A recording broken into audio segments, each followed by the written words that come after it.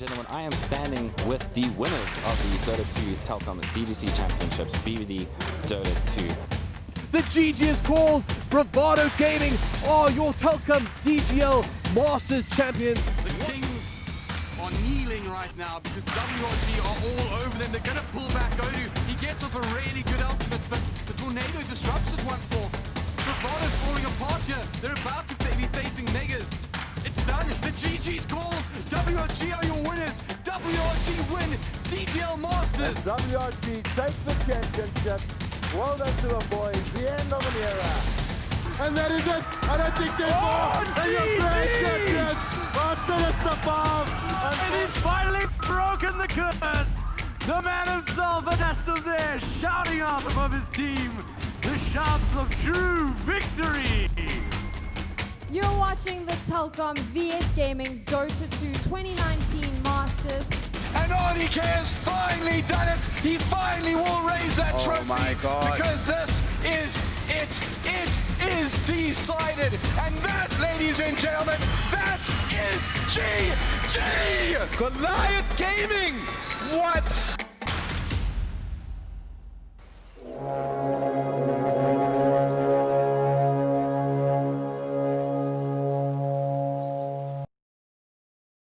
Welcome, ladies and gentlemen, to the Telkom VS Gaming Dota 2 Championship 2020. I am Shushibushi, and tonight we're going to be watching Energy Esports versus Knoxville Gaming. Tonight with me on this beautiful panel, I have Doom Bunny from Sinister 5, I have Fire ZA, a local caster, and Volley, a returning local caster. How's everyone doing tonight? I'm doing well, thanks. Can't complain. Not too bad, man. I was afraid you were going to say retired, caster, but it's fine. Oh, retired. Well, coming back in action. I'll take it as returning.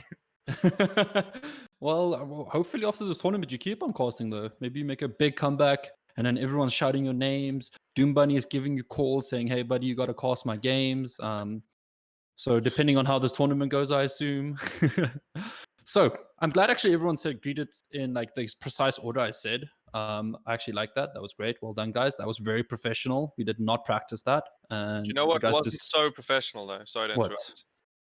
Your pronunciation of inexorable. How do you say it? Inexorable. I just said it. That's Inexorable. how I would say it. Is that not how you say it?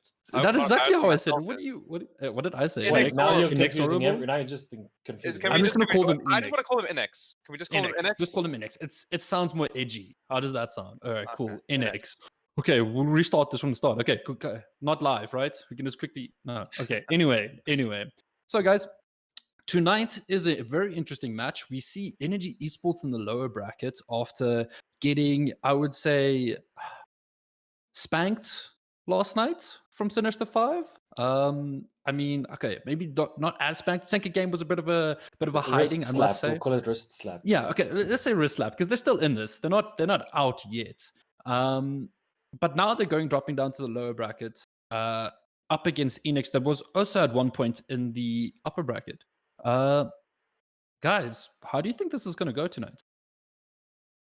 Well, considering that, people are still vouching for the Sin 5 Energy Finals, I think it's safe to say that everyone's expecting Energy to do good, but I feel like we're getting at the stage where some of the teams that they are facing do have quite talented players, and for a good reason. So I do expect at least here or there something different and something unique coming out from some of the what you would call underdog teams going into this, and it's what we want to see. It's Dota after all. It's what we don't expect. So I am thinking that some of the teams that are considered underdogs will probably have to bring out some of their bigger guns that they've been saving up until this point, and they realize it now.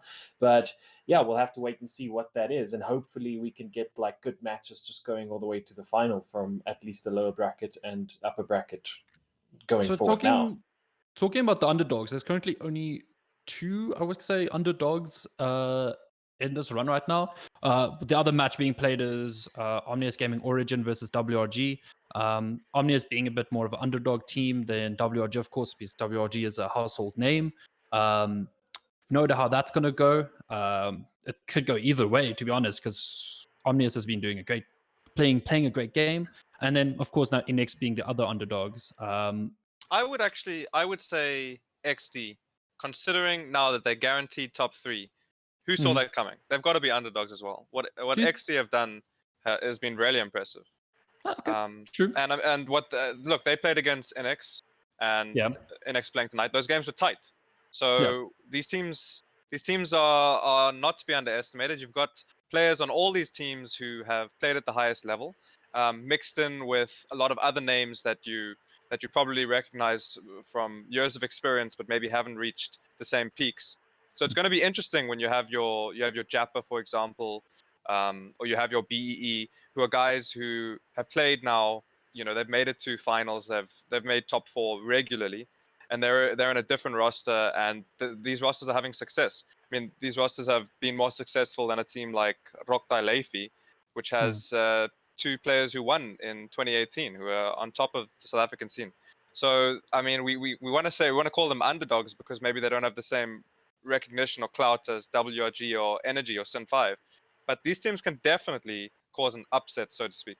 They can definitely take games off anyone. True. Are you saying that out of fear for tomorrow? Not so much fear, more hopeful anticipation, because I would love to see Energy taken out today. Or tomorrow, as long as we don't have to face them again. Like, we've done our job. If the South African community can do us a favor, that would be nice. But it definitely can happen. If Energy have a rough game, if they're a bit tilted, who knows? And if one of these guys bring out their best, I could definitely see an upset happening. That's wow. I like that. You did mention though that you know, XD performing pretty well, and those are the guys that you guys are going up against. So, you know, are you expecting something different? Are you guys going to throw a span in the works there? Are you going to reveal a ace, one of the few aces along, or hopefully not? Look, they've taken a game off us before, and if they take a game off us again, we might have to, you know, dip into the strat book, pull out a sneaky little trick to take them out. But hopefully we can take the games cleanly. We don't have to reveal too much. I think a team like Energy, they're going to take advantage of whatever you show. So we're going to be conscious of that. But at the same time, we're not going to underestimate a team like XT. Sounds good. Okay, well, touching on the Energy versus Inoxable, since we are mentioning XD, so in the upper brackets, Inoxable, Inex, I'm just going to say Inex, sorry, I just said it wrong again. Inex versus XD. Inex actually took a match, off of XD. Show, come on. Okay, match, okay. And I mean, that's pretty close scores, because the first match where they did lose was a 32-31 kill score, which is like actually not bad for a team that is not considered to be on the same level. So now, and then the game they did win was actually a impressive 31-26. And then, of course, the other game was a 31-13, showing a bit of a different skill set there. But one match taken off of XD, that's pretty impressive. And now they're going up against Energy tonight. Volley, as a returning caster, tell me, what do you've seen Energy before? I assume you've casted Energy before. Very, very long time ago, when Energy and Bravado were still running the scene. From what I understand, is Adastam's playing for, or Adastam, whichever way you prefer to pronunciate it. From what I understand, he plays for Energy. Really good player, always been a fan, and as a player coach, I think he brings a lot of value to any team he goes into. You'll always have something to say in the sense of strategy-wise on how to get yourselves out of a hole. So that's a really important thing to have in the side. Well, unfortunately, I haven't seen a lot of the opponents, so it's difficult to call what could happen tonight. But I'll back Energy just on the fact of I'm a fanboy. Yeah, I agree. I think Energy are favorites, and also, like you said, a person like Adastam, I've played with him for a few years. When it gets to these sorts of tournaments, in my opinion, he's at his best. He really knows how to motivate players. He'll put an arm around you. He's almost like a little bit of a Seb that you'll see from OG. He's someone who understands the psychological aspect of the game, and definitely he's a good teammate to have if you, for example, drop to the lower brackets. I think I don't think he's gonna let Energy get tilted.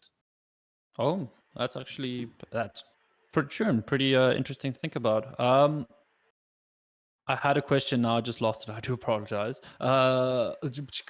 Touching on Ian. Okay, so last night they had a bit of a shaky performance. There was a lot of comments on their drafting. Do you think they're gonna go into this game now testing drafts, or do you think they're gonna like literally just full on draft some of the best drafting they can to be able to stay in this tournament? Because if they lose here, they're out. Like, Well, it's a sorry. best of 3, right? It's a best of 3 years. Okay. So theoretically, they could, not show anything, and then should they lose, that's when they're going to have to bring out their strats. I think they've got that one game open to maybe. I think it comes down to like the same what I mentioned yesterday with when they were playing against the Sin 5 team is like if ever you had a chance to try something against some of the top tier players or anything that you would want to throw in and see how it's going to work or how they're going to counter it or what you should be doing or preferring when playing that sort of hero or that lineup, or even if it's just a specific combo or strat, right? That would be the point where they do it.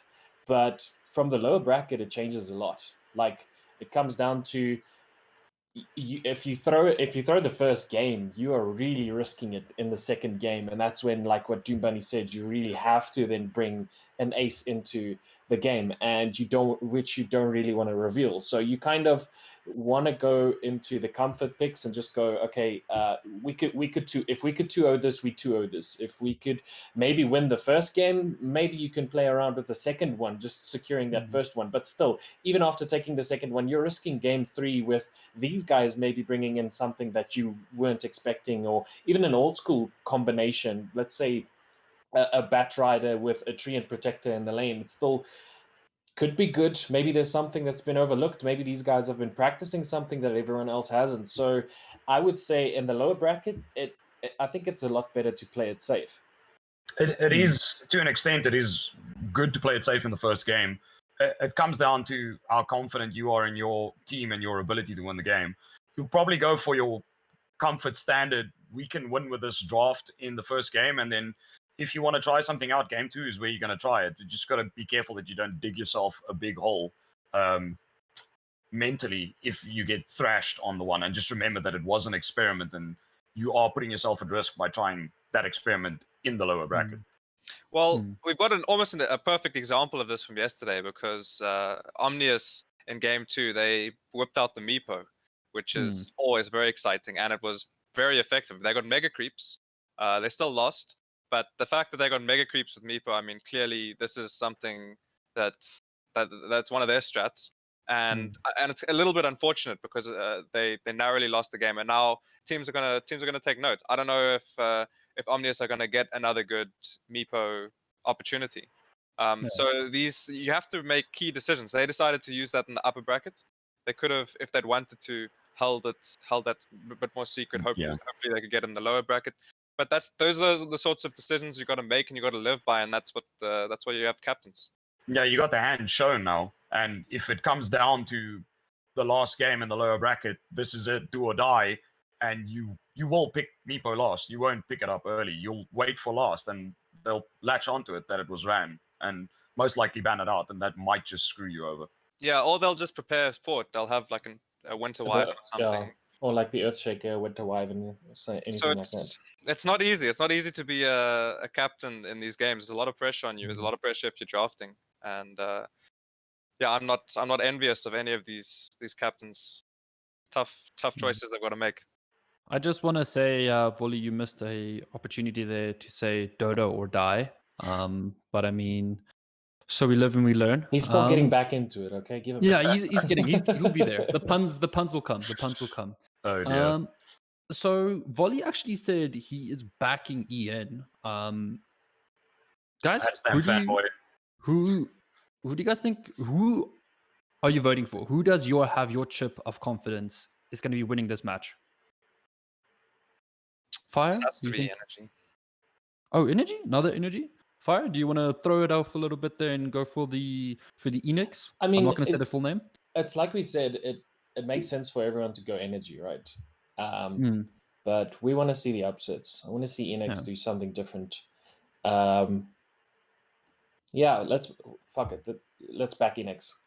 Back Inex. Okay. I All right. mean, Back I've Inex. got no problem backing Inex. It's if it comes down to like what they have in the draft, I really want to see them draft something different. But even if it means them throwing an ace out right now, I'd like to see an upset, even if it's this early.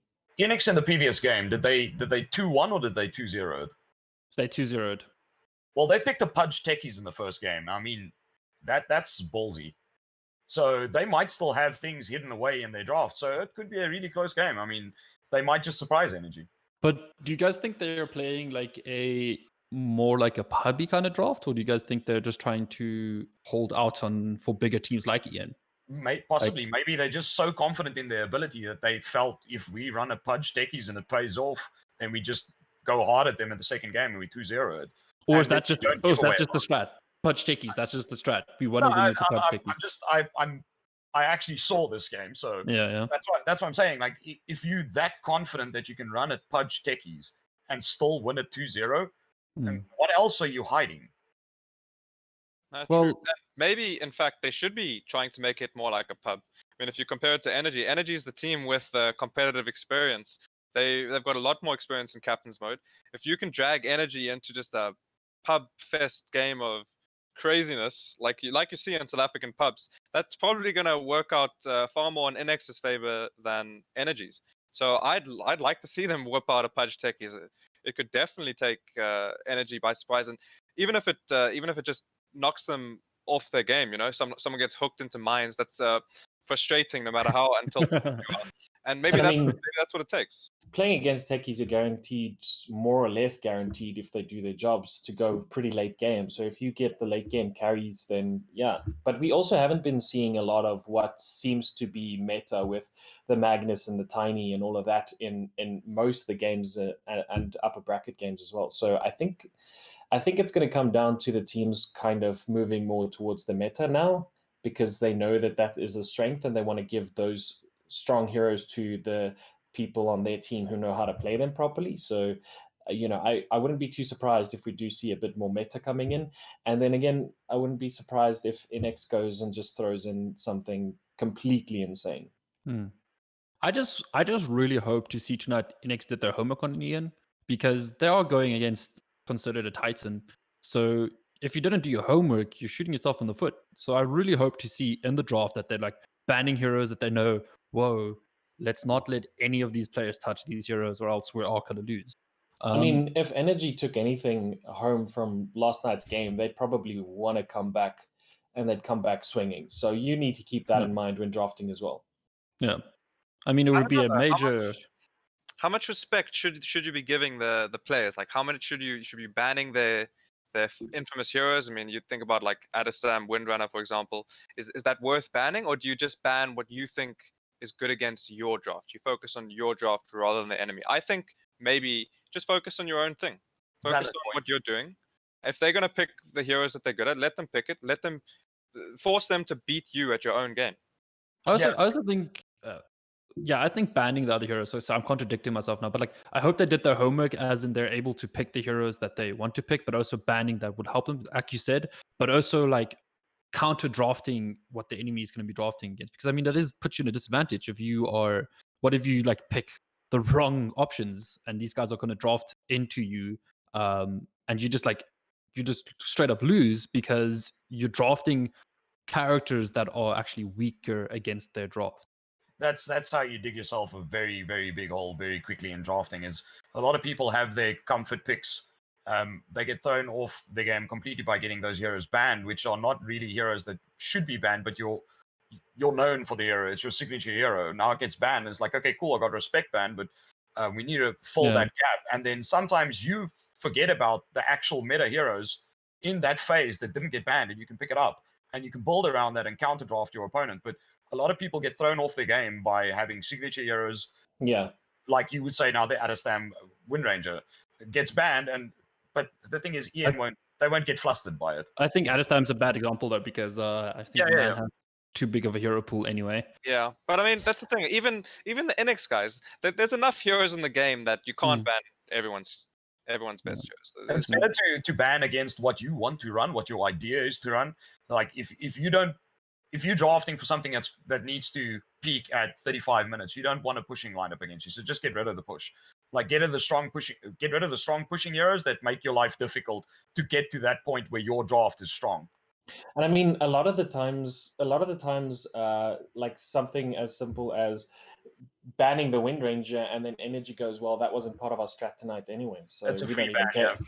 That's wasted free ban. space, and then like you said, they can just pick up the Tiny, they can pick up whatever they want, because you didn't even consider what they were thinking or what they were bringing into the game right now, or as you mentioned as well, what's good against your draft. So I think you have to get to that point where you're deciding, especially when giving respect to the teams like Doom Bunny mentioned, don't give them too much respect. Don't go in overzealous or just blindly into this fog of war thinking this is going to be what they use. You know, you have to consider maybe, hopefully, like, they did their research going, they're doing good with these heroes, they're doing good with this combination, this is the strat they're pulling, these are the lanes, how they're winning their lanes, kind of thing. If you focus more on that, you can kind of identify some spots where they are weaker and maybe look to exploit that, rather than just go in and go, okay, well, Adestam's good on Wind Ranger, let's just ban Wind Ranger. And then he goes, well, I was going to play Queen of Pain for these 2 days anyway, so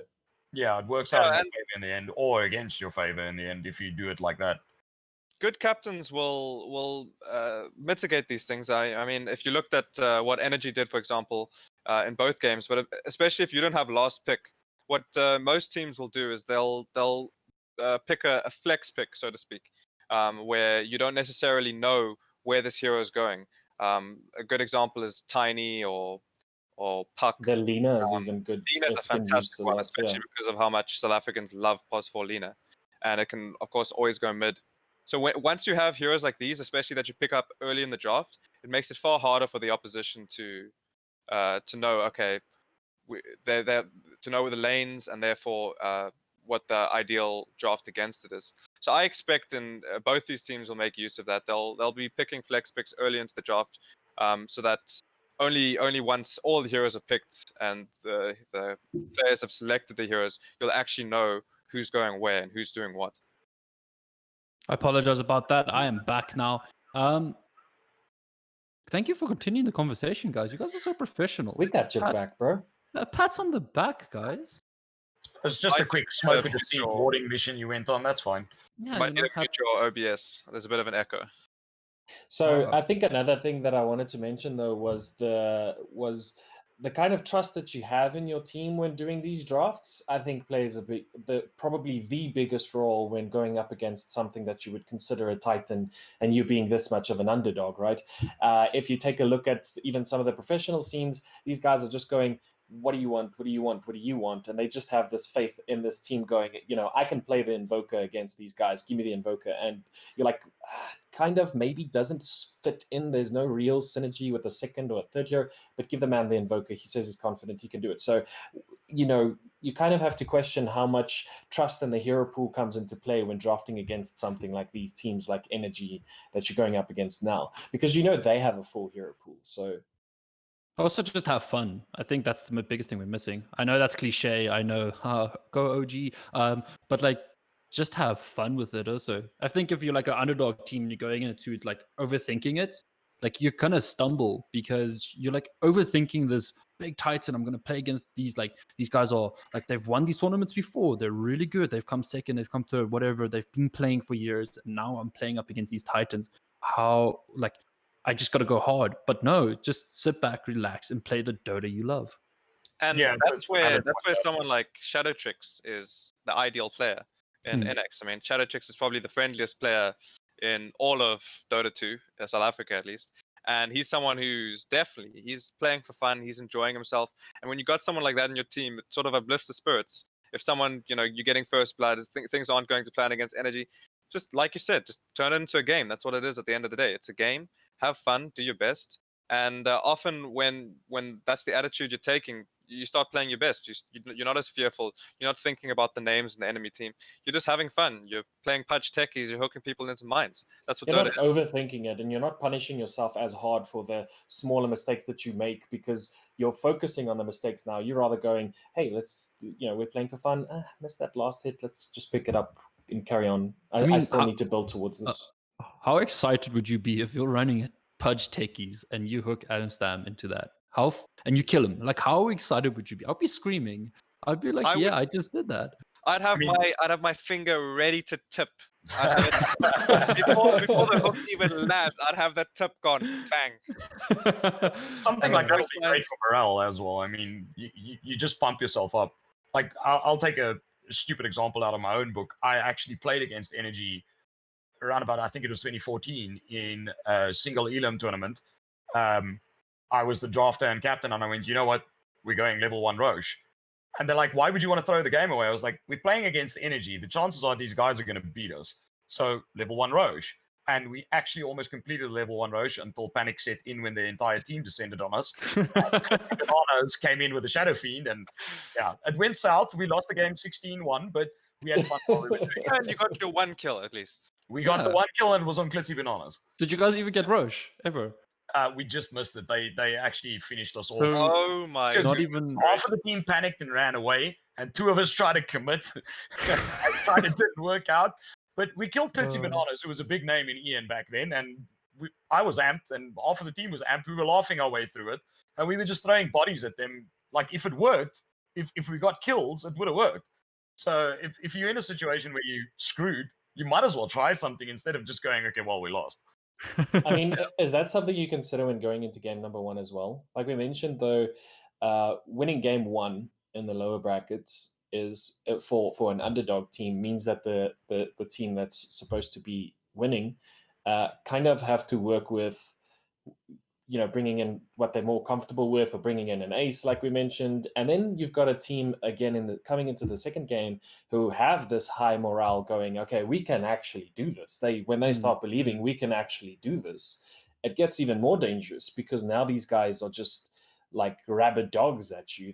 They're throwing everything they know, every smallest detail that they forgot that someone taught them. They are bringing that out now, and it's playing beyond perfect just because they have that morale and they believe in themselves and they believe in each other. So it's pretty dangerous, and that going lower bracket all the way to the final, we have seen it, but it's still pretty dangerous, I think, for the teams running in the lower bracket. Yeah, sheer confidence is just what gets you there. Like, all of us have had games in Dota where we just felt like, I shouldn't be playing Dota today. And then other days you have like, you're not killing me. I will outplay you. I will I'll juke around this tree until you die. And you get those days where it just works. And an underdog team with the right mindset and the right morale, I wouldn't say they need to try something out the box. But if you back yourself into the game, you could put them on the back foot. And if you got them on the back foot and you got them reading, and you have the lineup to keep pushing at them and keep taking objectives and keep pushing them back, then you can take games off anyone. I just want to say, I think Inex is scary right now. I know we're touching a lot about the underdogs, how scary you could be Ian as this Titan, but let's be honest, Inex has been in the lower bracket for 2 games now. They have demolished their opponents 2-0. They've taken a game off XD in the upper bracket, and you know what? Ian is in the lower bracket with them. They're in the same boat, same position. There could be anyone there, and Inex has a big possibility of I think you definitely this. have to consider it, right? You have to, even as Energy going, okay, even if they're as confident as let's say the panel or the South African people who are watching the tournament, following this, going, okay, obviously Energy, right? Even if you're Energy, you're going, okay, maybe we do need to just be more careful with this, because what you just mentioned is something they would obviously be considering as well. And that's the same for WRG versus OG. They are absolutely playing against a team that have the potential to not just take a game off of them, but win the series entirely. So you have to be considering not just what their strengths were, but what they were doing differently from these upper bracket teams in order to beat them and take a game off of them, and then come down to the lower bracket, and especially just be able to place in the upper bracket and play there. So I think Energy is also preparing just as much as what you just mentioned.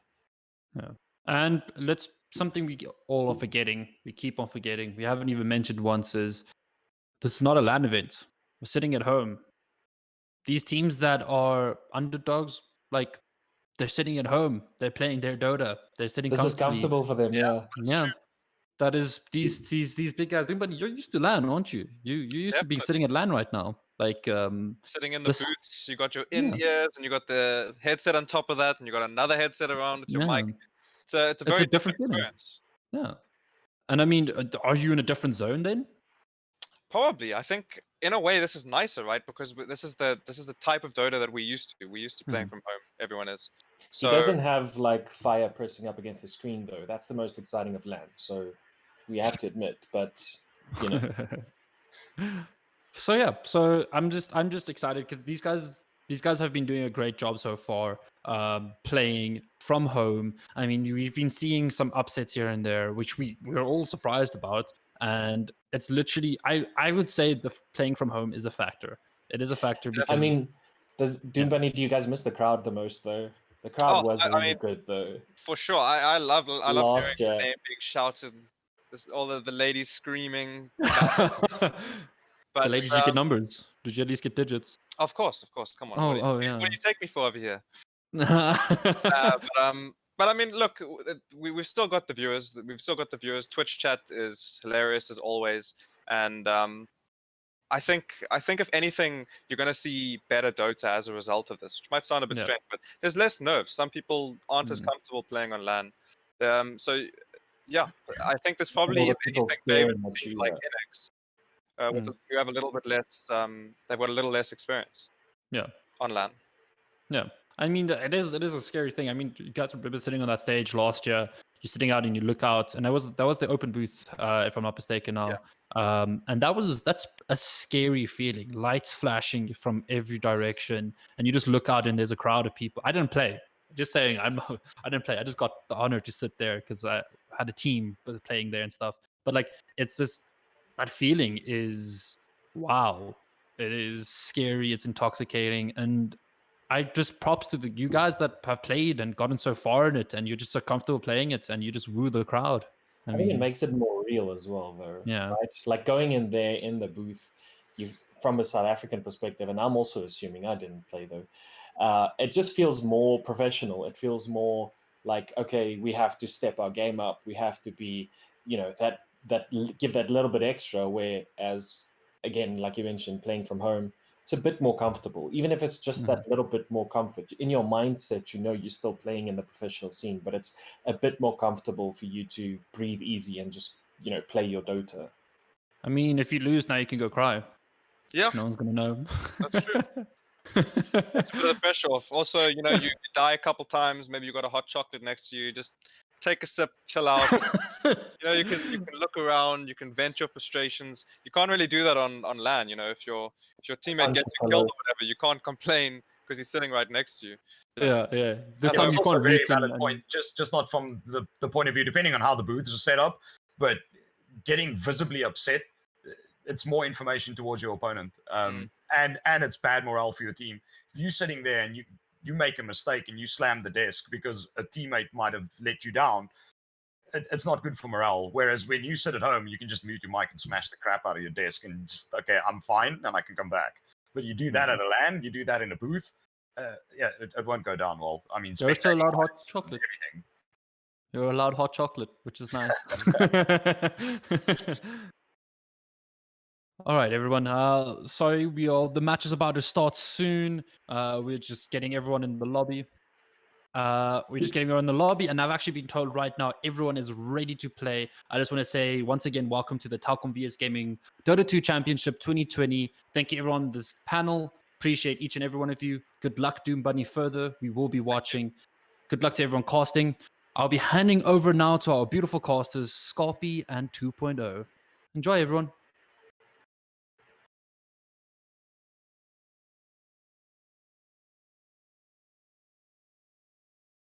And 2.0 is going to be joining me, and man, is this a game? Right? Energy taking a tumble yesterday. Hopefully we're going to see what they can do to turn this one around. Are you there with us? You're mic muted by any chance? Matt? Hello? Hey! Hello! Okay, there he is. There's the guy. Sorry guys. Yeah, I mean, energy taking a massive tumble. It's quite unexpected and quite one-sided in a game that we expected to be very, very, very tight. Yeah, I mean, I'm hoping to see them recover today. That being said, they are up against some pretty tough opponents in Inexorable Gaming. Any thoughts on the Inexorable side, Scoppy?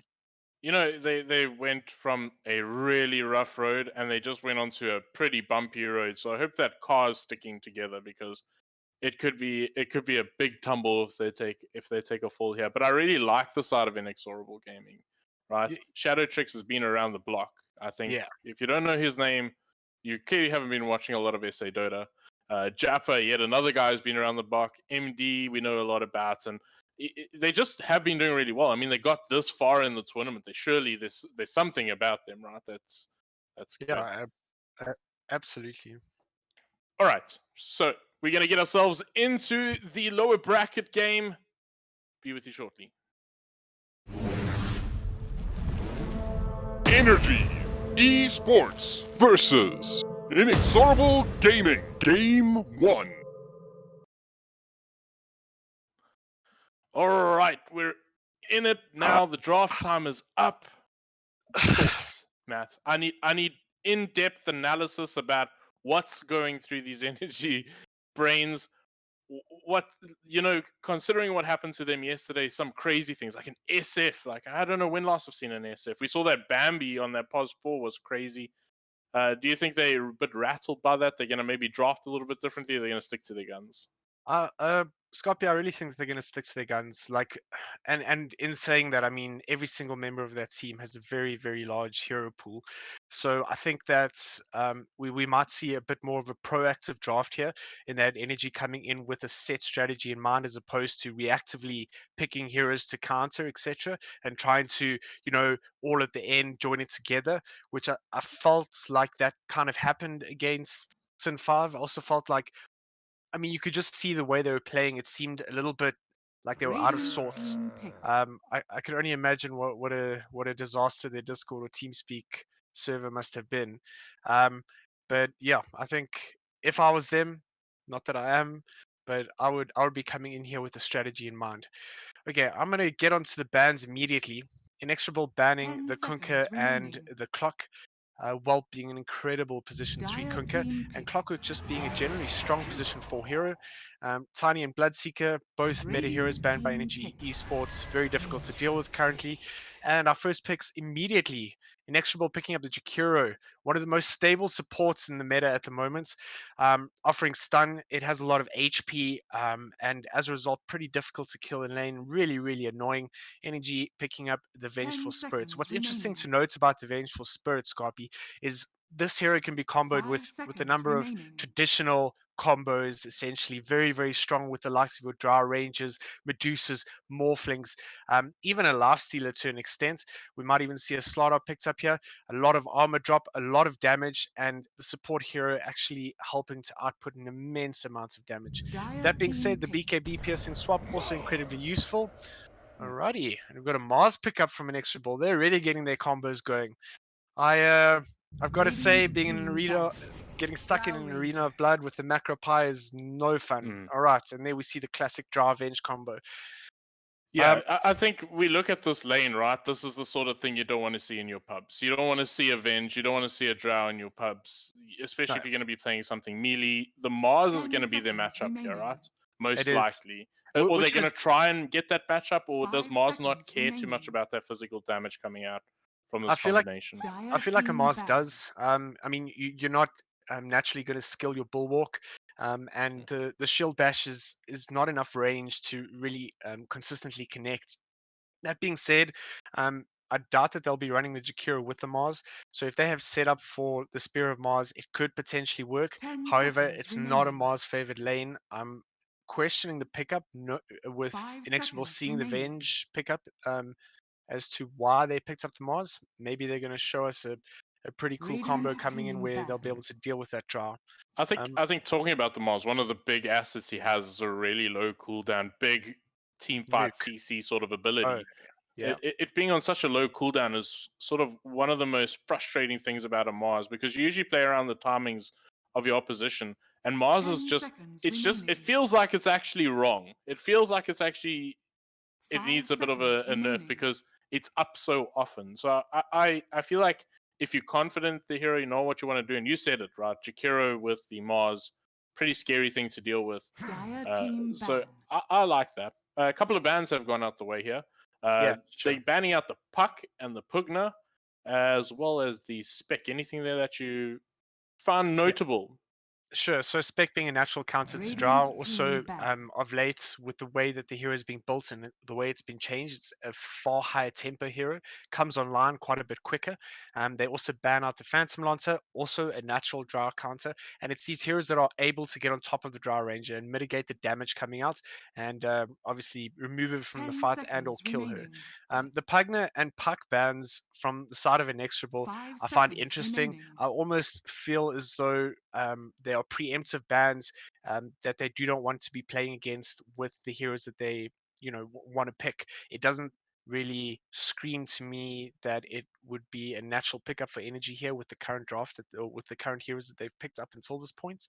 I also just want to backtrack a little bit to that Arena of Blood, Scarpy. The issue with having so many ranged heroes as well as having that swap available out of the Arena of Blood and potentially getting your teammates out of trouble, is that the timing on the Mars now changes. You almost have to get the blink in order to position yourself and land, the perfect arena, if you will. So yeah, the hero is going to feel a little bit slower. Yes, they have the combo already.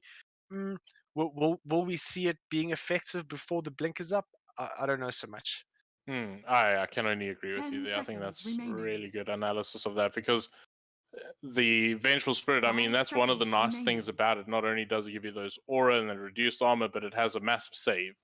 And also potentially aggressive play, right? That's one of the differences that has in its arsenals, that its swap can be used in an aggressive manner, sort of a catch manner, or even to save a hero. So, but that's an interesting ban. A Broodmother ban. I suppose another hero, they're just banning out heroes that can really get on top of the drow, right? Sure. I think it's also again something preemptive.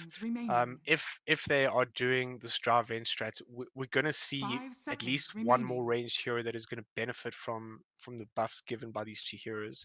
And in saying that, you'll probably find that one of them is their position 2 or mid and will not deal well with the Broodmother.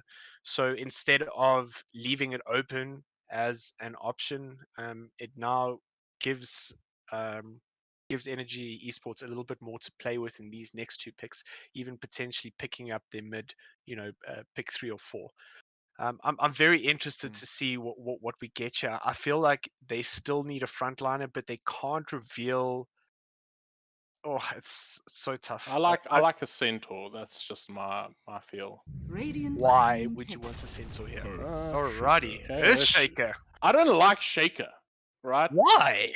Because you're gonna put down a fissure and you're gonna get speared into your own fissure, and it's happened to me too many times. Fair enough. Shaker's great. It is a great. Oh boy, here we come out with the massive team fight combos. I don't know if you've ever experienced this in your pubs, Cotton. You just run into a wall for the rest of your life. Oh my good lord! With Brambles down, terrorize into a wall, you pretty much just die to 2 spell or 3 spells. No right clicks needed. So now they have 2 options to move with the Mars. And oh wow, okay. Sorry, I just threw up a bit in my mouth. Now we got 2 Venomancers. Gosh. I really like that Morphling pickup a lot. For a few reasons. First of all, Energy have picked up the Earthshaker. Morphling, being able to morph into an Earth Spirit's Enchant Totem. I mean, if he picks up an Ags or whatever, he'll have the Ags buff as well. Makes him incredibly maneuverable, putting out an immense amount of damage. We might, if this game goes well for Inexorable, see the Morphling one-shotting the likes of the Drow and the Venomancer and the Vengeful Spirit. So I really like this pickup. The only trouble he's going to have is that he's going to have to pick up a Manta first. He cannot go straight shotgun. And that obviously being because of the Drow silence, and Energy will most likely exploit that for as long as possible. And then going back to that Earthshaker pickup that you're Mm. talking about, that Spear of Mars into 10 Fisher. seconds remaining. You know what an Earthshaker offers in my mind, Scorpion, 5 and I mean, seconds remaining. please prove, or you're welcome to argue or not agree with me here, is that it's the perfect lockdown. You have literally 3 instances of lockdown that are 4 that are available in one hero. Does your team lack lockdown? Do you lack initiation? You're given so much by this hero, and unless there's the classic counters like the Morphling, obviously, or a Clockwork or something like that, I think it's always a valuable tool to have, and is obviously able to gank, move around the map. Still one of my favorites. I know it's not necessarily meta currently, but I really believe that it offers so much to a team. And if we look at Energy Esports, they have one secure stun in that safe lane, which isn't very good in my opinion. It's not a very long stun, and is easily disjointed. Whereas now you have this powerhouse of an Earthshaker that's able to get into the middle of things and lock down anything that an extra will pick up. Yeah. I'll also say this: he sort of deters you from running into or towards the Drow, because the Drow then can get space and hit away. And then they also pick up a Venomancer who does a very similar thing. You don't. The last thing you want to do is run towards a green snake in the field. You know, it's just you don't know what it is. So, my opinion, whenever I see this Venomancer, sort of like, you really can't overcommit. You're going to take a ton of magical damage if you overcommit to these fights. Remaining. So it's going to be like very difficult for them to decide how to engage, and they got to deal with an Earthshaker with one of the best long range stuns. I think it's arguable, right? And it's just Sorry, it's tough. Scorpy. Just predictions on the last 2 picks. I just want to get in there before they do it. I Cool. think that Energy is going to pick up an Invoker, obviously depending on what Nexus will pick up here right now. And then I think that we might see 10 something. seconds remaining. Maybe they might risk a PA potentially. 5 seconds Otherwise, oh yeah, to deal with the Drow. Yeah, not just that. It also doesn't do too badly versus the Mars. It's sorry, too badly versus the Earthshaker. It's able to contest the lane. It's got that escape from the Veno. I was It's thinking pretty good. Sven. Sorry, just before the time. Yeah. Dire team But pick. Sven's good too. Legion Legion Commander. Okay, excellent. I Is think this a that's going to safe lane Mars? I think that it's going to be a safe lane Morphling with a mid Legion. Mid If I'm Legion. not mistaken. Cool. Yeah. That would be my prediction, at least. I could be very much wrong. 10 seconds I remaining. still think that Energy pick up the Invoker here. Let's just see. 5 Yeah, seconds Invoker's actually remaining. even nicer now because the duel is pretty good. Yep. It's I mean, it's good against the duel, right? Just Tornado's great. The disarm is great. You've got save. You have AoE damage for that Arena of Blood. You natural Spirit Vessel carrier if you're going cross Wex for the Morphling. I just feel like it ticks all the right boxes here for Energy. These guys do have 200 IQ though, so they probably thought of something better. But nothing wrong with getting your Gyrocopter. predictions in. I want to go as mad, like mad scientist, and you'd be like laugh at it, and it happens. And I'm gonna be like, you see. Wouldn't it be cool if they picked up an Oracle mid and pulled an OG and just went full on, run at you mode? Don't do this to me. Like, it's just gonna. You know why I say that? It's not that I think it will be cool. Okay. Oh. Okay. Okay. So, you think this is a revenge pick for Adam? I don't can think also it play is. I can also play SF. I'll show you guys right now. I have seen Adestam's SF in pubs, and I can confirm it is something to be feared. Maybe he just I've wants to seen remind us. Adestam in pubs, and I can confirm it's something to be feared. What are you talking about, dude? He can play. I don't know. He can play IO and be AFK for 12 minutes and still destroy me. So Yeah. No, it's retarded. I can confirm. Only ever beaten him once, which I'm very happy to tell people. What I don't tell people is I've lost him about 1 million times. yeah. Anyways, moving on swiftly. I think the interesting matchups to be watching here is, oh my goodness, that is okay. That is the offlane Veno. I think TKC is playing that pos 4 Earthshake. I don't see how that's a pos 5. Mental and Depi in the offlane. What? Sorry, Mental and Whelp in the offlane. Alrighty, and then it's an offlane mod. It's mid Mental and morph. Depi in the safe lane, right? TKC's say gonna play again? 4. Yeah, City, that's yeah. correct. Yeah. And it's a pos 1 Legion, so it wasn't mid. Hmm. I think maybe they might So it's a switch up. mid Shadow Fiend, mid Mars. Sorry, No. if I'm Shadow not Trick mistaken, Shadow plays Trick's Pod not playing 3 it. for Inexorable. He plays Pod Oh, 3. okay. So Yeah. it's actually the mid Morphling. Yeah, I think it So is. they just went the other way with the.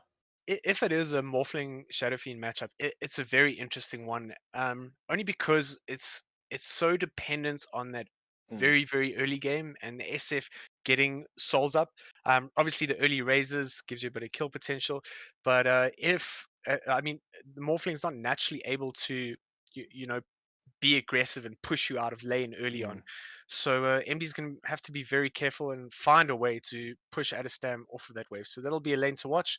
I'm also very interested to see this Whelp Veno versus the Japa Legion. Yeah, that's an interesting one.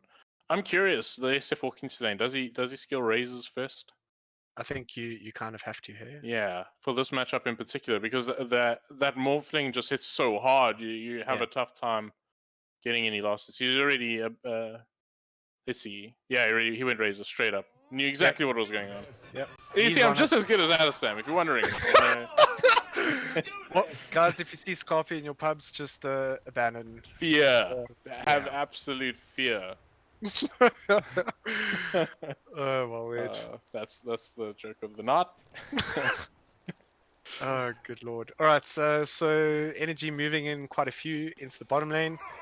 They could potentially be looking for first blood. I think they just want to secure 2 runes, and we see Inexorable doing something similar in the top lane. This is actually a little bit interesting. It looks like Deppy. Yeah, it looks like Deppy doesn't want to show lanes right now. They could potentially swap. I don't see why. I mean, you definitely want the Draw versus the Mars, right? So you want Japa, you want the Legion Commander versus the Venom because you can just debuff the Venomous scale, right? So I think you want to secure that lane. You don't want to be the guy who TPs first. Absolutely. So this is good for them. Yeah. Okay. Sorry guys, we have our mandatory pause. We don't even apologize anymore to the people. It's you know. But I'm. Yeah, but you can see our faces. You're winning. You know, we've evolved to handle these situations. You are rewarded for our pauses. You're welcome, guys. TKST's got no tangos. You're kidding. You can harass that. Although he's going up against the solo Legion commander, so you definitely can't harass Legion out of lane for now. 6 tangos on Whelp, you probably share. Yeah. No, I'm sure you will, but I've been seeing this quite a bit on pos for Tinies and Earthshakers in my ranked games. Obviously, I'm not on the same level as these guys, but it has become quite a common thing where you send out tangos immediately after runes, and it just allows you to contest so much better at the bounty. And it obviously increases your kill potential, getting those early boots, having a bit of mana regen or whatever the case is, whatever you decide to go. So yeah, I don't think it's uncommon. It is meta. I regret not asking you this in the draft because I was actually thinking to myself, whenever I see a drow, I always have.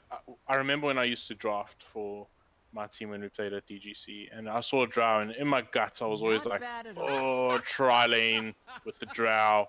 And I see they've opted to put the tri lane against the drow. Is this an effective way of dealing with it, in your opinion? The only one surprised is you. I think in the scenario, and only in the scenario, because if they are going to get on top of that drow, they need the dual setup of a dual breath into brambles into Spear of Mars. Like that would be the only reason, and that's if they even keep these lanes as they are. I think that what they'll be doing is they'll try to go for the early first blood and get the Mars a slight advantage. What he needs in this lane is move speed, effectively, in order to come out on top. If he does not get those early boots, he will die repeatedly. Bottom line. So maybe that's what they're going with, just securing Shadow Trix's ability to survive. That being said, the Legion more than capable of soloing by himself. I'll be interested to see if this tri-lane has any continuity for them. He's gone for the double rings, so it looks like he wants to solo this lane. But I suppose the support could very easily just TP out. But I always feel like if you play Drow and you get behind in your laning stage, it really hurts because the jungle's you're not a hero that likes to go in the jungle, like you say, pretty tardy right around the map. So you don't really want to be caught in that situation. Oh, I have to go in jungle once I hit 6, which is sort of your goal, but you also want to have an item or two in hand just to sort of feel safe there. And I think the warding game is going to be absolutely vital for energy in their jungle. It is. It's going to be pivotal. It's whether Inexorable can exploit, or I say exploit, sorry, utilize um, their supports in a manner in which they can pressure. If the Drow does retreat into the jungle, the only issue I have with this is that, or for them, is that the Willow doesn't have a secure stun. Like, it's not the easiest thing to land your Bramble Maze on a moving target, and Jakiro is pretty much a tortoise. It's incredibly slow. It's a snail. Yeah. So, yeah, that's all I have to say about that. I don't know how well they're going to be able to pressure the Drow if she does go into the jungle, but yeah, as you say, Energy going to have to get the wards up, secure this farm for Deppy. Do you feel losing that tier 1 tower really early to the Jakiro plus the tri lane? Because Jakiro is, of course, really good at it. We're getting ourselves into the game, but I mean, we've discussed much. I think it's pretty pivotal in this game, only because you're going to have a Legion with an early blink.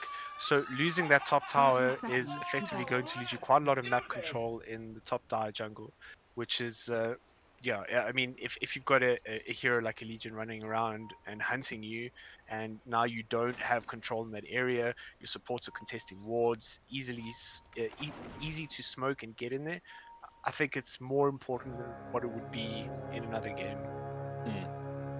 Fair enough.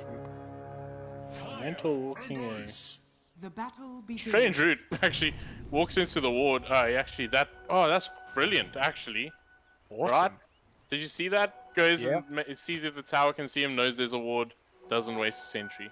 I've learned something. This is why I cast it. It's not for any other reason but for me to be better at the game. It's honestly the little things that make me smile. Yeah, that was great, man. I'm writing it down as we speak. Okay, cool. So they are going to rotate the Jakiro into the Legion lane. I think if they caught sight of Deppy around the rune, they would have maybe stayed. The Jakiro might have stayed, if they'd gotten a kill or gotten the draw low. But they're opting now to move into the bottom lane. Man, Adam is so good. Really just pulling a 3-0 in the lane with his razors. So this is what we were worried about for MD, right?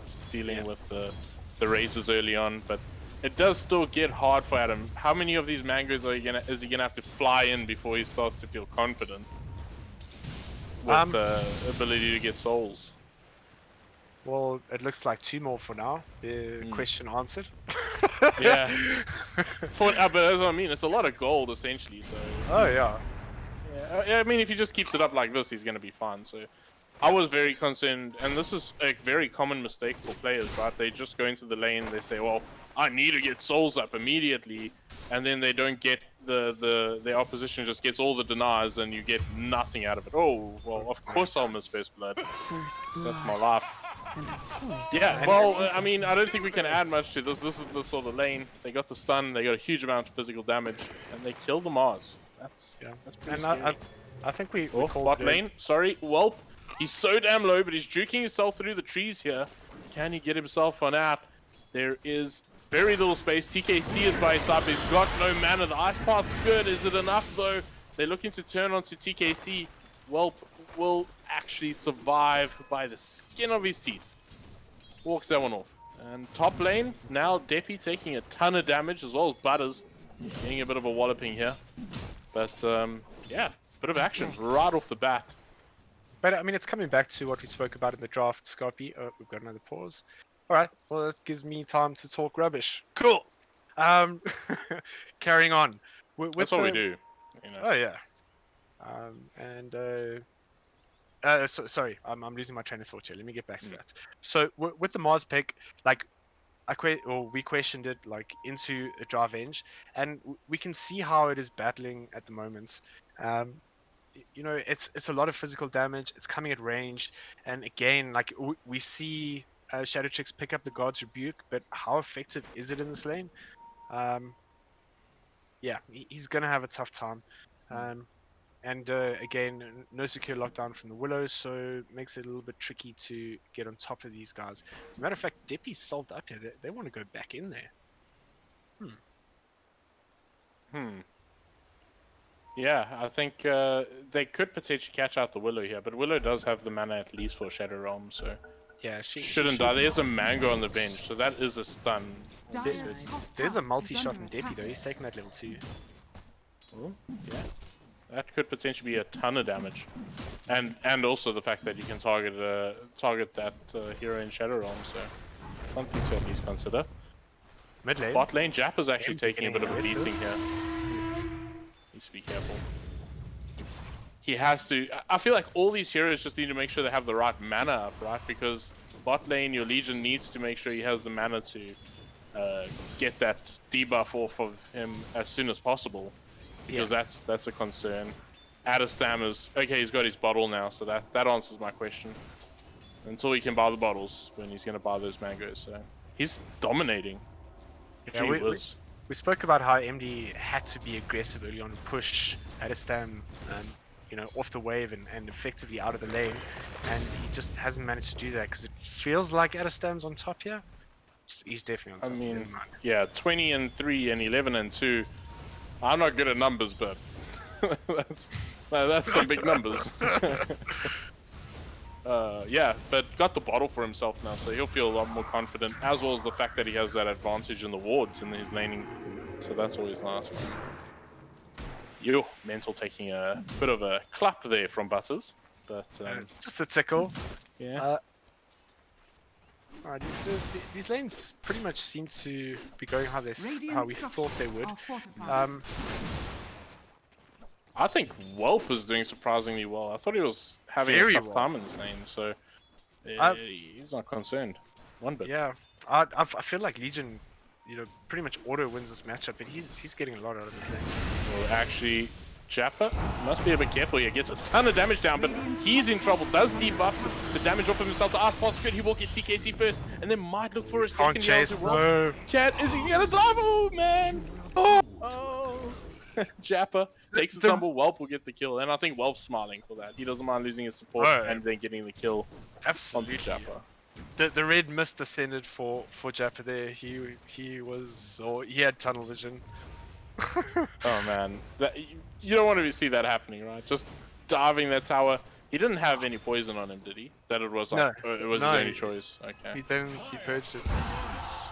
And this is a nice pickup. So the Venom Monster's now got his Tranquil Boots, so he's not too concerned about the spam damage that comes out from Jappa. Yeah. Good ass path. Let's see how these bouncy runes do go. So far going the way of Inex. I'm actually going to look for a kill here on Whelp again, but a good push is going to slow things down, and it's going to leave Jakira in a bad place. And a double damage Shadow Fiend is running at you, and that's a... Oh, man. Poor somebody. Getting devoured. At the same time, top lane, they did actually find a kill onto the Drow, as they find actually the second too onto Mental. So this lane actually working out a little bit here for them. Yeah, it is. Both Deppy and Mental. A little earlier we missed the kill on Shadow Tricks, so I think they've gotten their sweet revenge now. It is interesting. I'll have to watch the replay, but I'm not quite sure how they got that right, to be honest. It must have been a pretty epic Spear of Mars.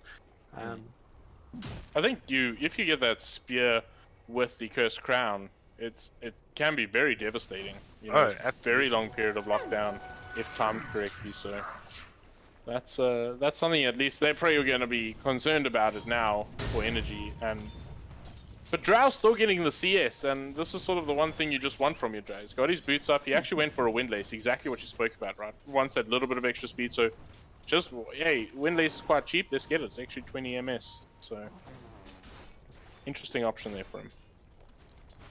Bot lane is trouble. Yeah, it looks like they were looking for Jappa. Looks like they might turn around here. TKC is falling pretty damn low from all the poison damage or all the burn damage coming out from the Jakiro. You mind my stuff there. Adestam's so annoying. Just going into the opponent's jungle, farming up what he's trying to get. MD's having a rough time here. I mean, feel he's like caught he's up in caught up- CS, but it's been jungle creep, right? Yeah.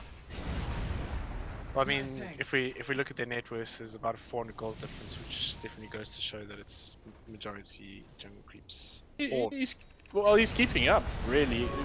However, Adestam did make a rotation to get a kill, so he maybe sacrificed a bit of his time and money to assist the bot lane a little bit. So there's that. That will make a bit of a difference. Oh, neutral items coming out. Broom handle from Morphlings picked up, and Adestam picked up the Iron Talon. Pretty useful items. Really nice tier ones, actually. I'm a big fan. Broom handles a little bit. Oh, I guess I'll put it on the Legion. Yeah, that's pretty good. Yeah, the Talon also got sent back, so we'll see where they opt to go. Drow's now hit 6. Is this when this lane's going to turn around? Oh, sorry, yeah, bot lane. Jappa does have the debuff for himself.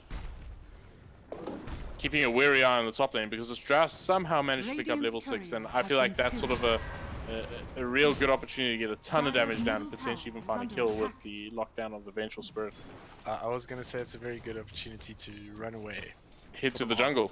No, for the Mars to run away. Oh, right, right. Yeah, it's scary, and he still doesn't have a point into his bulwark, so yeah, he's not going to be deterring too much of that damage coming out. Also bear in mind that the Vengeful Spirit is level 4 with 2 levels in Vengeance Aura, so that Drow's going to be outputting a lot of damage to that level 6 now. MD has a DD here, so that's going to assist him a little bit. I really wish I paid more attention to this bot lane. I don't quite understand how Whelp has done so well in this lane. He's crushing it. Yeah, I'm very surprised by his performance. It looked sketchy at the start, I'd say, but just, you know, when your opposition Legion's 28 or 29 CS comparison to your 40 on the Veno, after you were almost pushed completely out of lane at a stage, I thought it was pretty much over for him, but yeah, never discount well. Top lane, however, Shadow Tricks is taking a whack or two here. Is it going to be another Cursed Crown? Is perfect. Butters steps up to the plate. Sure, Shadow Tricks. That was a close one. That was a close one. I'm pretty sure he's knaping right now. Oh man. Oh, very nice start to the top roll. Yeah, they're going to look for a little bit more damage. Deppy takes a ton of damage from Butters, but Butters trying to trade out here with Mental. At least Mental is on the wrong side of the river and one level behind that of Butters, so must maybe be potentially a little bit more careful. Maybe looking for the Cursed Crown there, but not going to come to fruition. I've got to just add in here, Scorpio, like this early game really feels quite balanced. Yes, there's a 2k advantage to energy, but it doesn't feel that it's that bad. I think the only real disparity would be in the bottom lane, and I think this spells well for an extra ball. As a matter of fact, with you know, that late game Morphling Earthshaker combo. Yeah, Jappa's got 6 now. I actually thought he was going to go straight for the duel there, you know, but opting to rather keep it at hand. There was a bit of a brawl for that bouncy run. Yeah. Man, Whelp, he's already got himself an urn, so maybe consider getting a rotation out there, get a charge or 2 on it. Oh, but, wow. yeah, he's super close to actually getting the vessel, so yeah, that'll be quite scary. Oh, Mental's in trouble here as they do get a big arena down. Will it be enough? A ton of damage coming out from Deppy. Shadow has to run away. Yes, they do finally kill on the bench, but the turnaround is going to be there, and Butters diving super deep. I don't know if he's going to have enough here to bring him down. Deppy find himself 2. Oh boy. I don't know if, do you think he just couldn't run away and just like, well, let me get the damage out? What, Deppy? No, the Butters there. Yeah, just going super deep. Do you think it was just no way he was going to run away anyway? So yeah, I think it was good. Yeah, exactly. Dire's middle tower is under attack. Yeah. This I'm really concerned for Shadow Tricks and for Jappa in this game. The heroes that they have, or the heroes typically are early game tempo, you know, pretty much snowball heroes, and they are behind. Like, this is an issue. Jappa mid lane, he's gonna look for that jewel. Yeah. This is a scary one. Do they have enough damage? They should actually, and they will find it. That's a really nice one. and that hurts Adestam. He just picked up his Yules. I was expecting a spike from him. Coming out!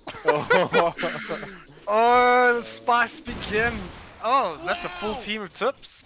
Yeah, that's how you deal with energy, right? Just tip them. Let's see if it works. I don't know. Do you think Adam's gonna worry so much about that? No, I doubt that. It's, Is he untiltable? I don't think anyone's untiltable. It's just I'm untiltable. Sure. Meanwhile, they're looking for another one. He has mental. He's dead.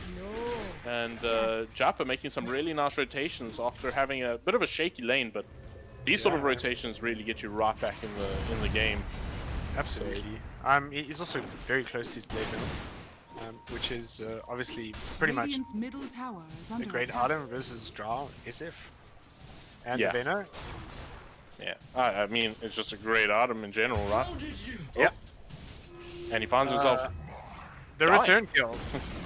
Yeah, so Il's being committed there by the Shadow Fiend, and he's going to find himself that kill. Exactly what I expected from Adesam, though, once I saw that Il's come through, but did miss that one there. But alas, picking up that that Il's, I expected him to go look for a kill on the map, and he died, but he came back straight up, got his revenge, and that's going to be that. Meanwhile, somebody is brawling it out, your TKC, but Adestam, he's walking his way on in. They do actually find the kill as MD finds it, and they will trade the Jakiro. So 1-for-1 trade so far, but MD needs to get himself out of dodge. He is morphing at least into strength for now, but a good ulti comes through from Butters is going to at least force them to run. Jules going to follow up straight onto Adesam. Make sure he can't get any spells down. He will go down. Mental to follow. This is a fantastic fight for Inexorable Gaming, stepping up to the plate. That is huge. Absolutely massive. I don't think Energy can afford to be making any more mistakes like that. I mean, we spoke about the snowball type of heroes that Inex will have, and they are literally giving them the opportunity to make these heroes work on a plateau. That is the Blade Mail for Jappa. He's going to move on to his Blink build-up now. What is interesting to note is Adestam has picked up power trades. I know that, like, you know, every game is different, but the meta build at the moment is definitely picking up Boots of Travel with the Yules, just making the hero so mobile, able to farm the map as well as get to his team at a moment's notice. But he's opted for the treads. I will figure out why shortly, and I'll Do you think he maybe just needs the stats to help him with the duel? You know, like maybe just give him enough to get through the duel? Or the fact that he's going to be dueled constantly to catch up with the farm in the jungle. I'm sure there must be some reasoning behind it, right? Yeah, I don't think it's for the duel. They've got Avenge for the save. They also have an Earthshaker, which is more than capable of slowing the damage that might come out of a duel. Top lane. Okay, sorry, false alarm. Yeah. Oh, duel, bot lane. Now they're looking for a bit more. A big arena, but the Echo Sam is going to be bigger. Jappa does find himself a falling as well. Will be another trade-off here for them. Butters finding himself that one. Throws down the fear and going to TP himself out of dodge. Does he get out? Oh, it's so damn close. The plays. Just lacking the damage. Oh boy, Adestam. Yeah, big trouble here for our good old Mars. Gets Requiem of Souls. And that's going to send him to his grave. So Energy coming back with a pretty good fight themselves. And that was a duel attempt that didn't work out. Didn't give the damage away. But alas, duel as well as Mars Arena not working out there for them. Sure, this game is a roller coaster of emotions at the moment. Just as you think like one team is getting on top, it just turns around. I mean, their Energy literally after a great team fight by Inexorable, Adestam coming in and doing the damage, and now it feels pretty much even again. Yeah, they found a tier 1 tower in the top lane here, as MD will pick that one up for himself. And, well, gonna look for a bit of a brawl with him here. Must maybe be a bit careful. Ice Path is good. Macropire to follow. Will there be enough damage? They decided to back off. Okay. He lives, yeah, no problem. He's got bottom lane. Shadow Trick's in a lot of trouble. He's out of there. Yeah, this is one thing I can say about Energy. They've been dominating the warding game. They've had superior vision consistently in their opponent's jungle, and this is probably the reason why their cores are so far ahead. I think the 3k net worth is maybe not as accurate or as true of a telling of the positioning. Well, mid lane. Jappa runs straight at the Shadow Fiend, uses the heals to keep himself alive. Whelp comes in from the side. Jappa's falling low so damn fast. Deppy is just walloping away. Tons of damage. They find themselves a second. That's going to be Butters to die. And they're still going to hold on to their tier 1 tower and potentially even look for the deny. Maybe they view it as valuable enough to just keep around as they head straight to the pit. Ooh, this is big. This is very big. Really nice response by Energy, and they're going to turn it into an objective immediately. I really like this play, and there's so much armor reduction coming here that they can take this so easily. It's Presence of the Dark Lord, it's Wave of Terror, it's a buttload of damage coming out from the draw. Okay. So MD just gets, well, adaptive striked into his grave. There's just gonna have a wild morphling roaming around, realizing he can pick up a kill. But I mean, they get the Aegis of Immortality over onto Adestam. He's gonna be smiling from year to year now. Probably gonna use this to get his BKB. Do you think they're gonna look for more objectives off the back of this? I think the BKB is a big timing, and we can probably expect a smoke pretty much immediately. They'll want to fight. The only thing piercing the BKB here, obviously, being the Legion Jewel, and I feel like they're literally going to bait that out into a commitment from all of these teamfight heroes inside of Inexorable, and I believe Adestam will walk in there and wreck him souls and potentially kill him. Yeah, well, that's how I see it playing out in my head. I can't imagine going any other way. Yeah, I'm eager to see what they'll do with this Aegis, but I feel like they're just going to farm away until they get that BKB, and like you say, then probably use that to find their next objective. That's how you play Dota, and they're going to smoke on the back of this. Inex, 4-man smoke. Jappa's going to farm the jungle, as his team are going to walk straight in. They're going to bump into probably a hero you're not too keen on finding, and they're going to solo Arena Vengeful Spirit. They need to get the damage up very quickly, as Adestam is in the area. Does throw out a couple of razors here and there. Maybe not enough to bring anyone down as of yet, but the Drow joins the fray, and a ton of damage comes out, and Butters, he's going to be removed from the game almost instantly. And now Shadow Fiend gets a heals down, but a really good adaptive strike, and it causes enough damage. So Path isn't good enough. No, it will not be. Fissure, TKC, gonna secure that kill. And that's a pick up on TKC. Yeah, that didn't work out according to plan. It's always a bit of a bummer when the first hero on the enemy team that you find is the position 5. I mean, it's a bit of a feels bad, and that's exactly what happened. And Energy able to turn it around. I just want to point out the blink on TKC. That is huge right now. Yeah. It is super important. They haven't revealed it yet, so I would expect that we're going to see a bait in this bottom lane. Maybe Adam posing seductively for the side of the next level. Seductively, I like that. Tier 2 towers under threat though, as like you say, TKC hiding in the shadows like a young ninja, or a lion hunting a gazelle in the Savannah's plains. You know, that's my analogy for this one. But I don't think you're gonna get any response. Tier 2 tower, we'll take that. That's worth a blink dagger. Yeah, absolutely. So that's BKB flying out. So this is really big for them. Aegis still on hand, so can really look to do something with this. I actually like that decision from Inexorable to lead that tier 2. Energy were not able to take it in time to deny Inexorable XP, so maybe they saw it as, no, we don't want to fight into Aegis. We haven't seen any new items. We just lost the team fight. Let's drop that tier 2. We can always prioritize retaking our outpost before 30 minutes, and they do just that. And they've pushed in the top lane. They're farming up nicely. They want to get a few items up. We spoke about how important blinks are for Inexorable this game, and we see on Jappa and on Shadow Tricks that they have that now. Well, they're looking for another tier 2 tower, and I think this is one that you might consider defending, but it doesn't look like they're going to get anyone here in time, as a second tier 2 tower is going to go down, and they're not even going to get much damage on the tier 2 tower in the top lane. So just sort of bleeding objectives is Inex Gaming. Yeah, it's a tricky one right now, Scorpy. Like, Inexorable want to... they don't want to play into Energy. They want to be playing around them, pushing out lanes, but when it comes to objectives, they push so much slower than what Energy do. I mean, Energy with just, Venge or Drow +1 can pretty much solo a tier 2 tower. I mean, look at Adestam taking a tier 1 top. It goes quickly. And unfortunately, Inexorable don't have anything to, Radiant's top tower even is remotely under contest attack. that. For sure. But I mean, do you think that this Radiant's is top just tower has sort of fallen. running away like a carriage without a driver? Because that's what it feels like to me. Yeah, That they're gonna just take objective after objective, and I dare you to fight me. I dare you to come and fight me. Radiant's Is what it top feels tower like to me. is under So. attack. That is what it feels like. I think it's also important to note we did speak about the importance of getting Ags on the small thing.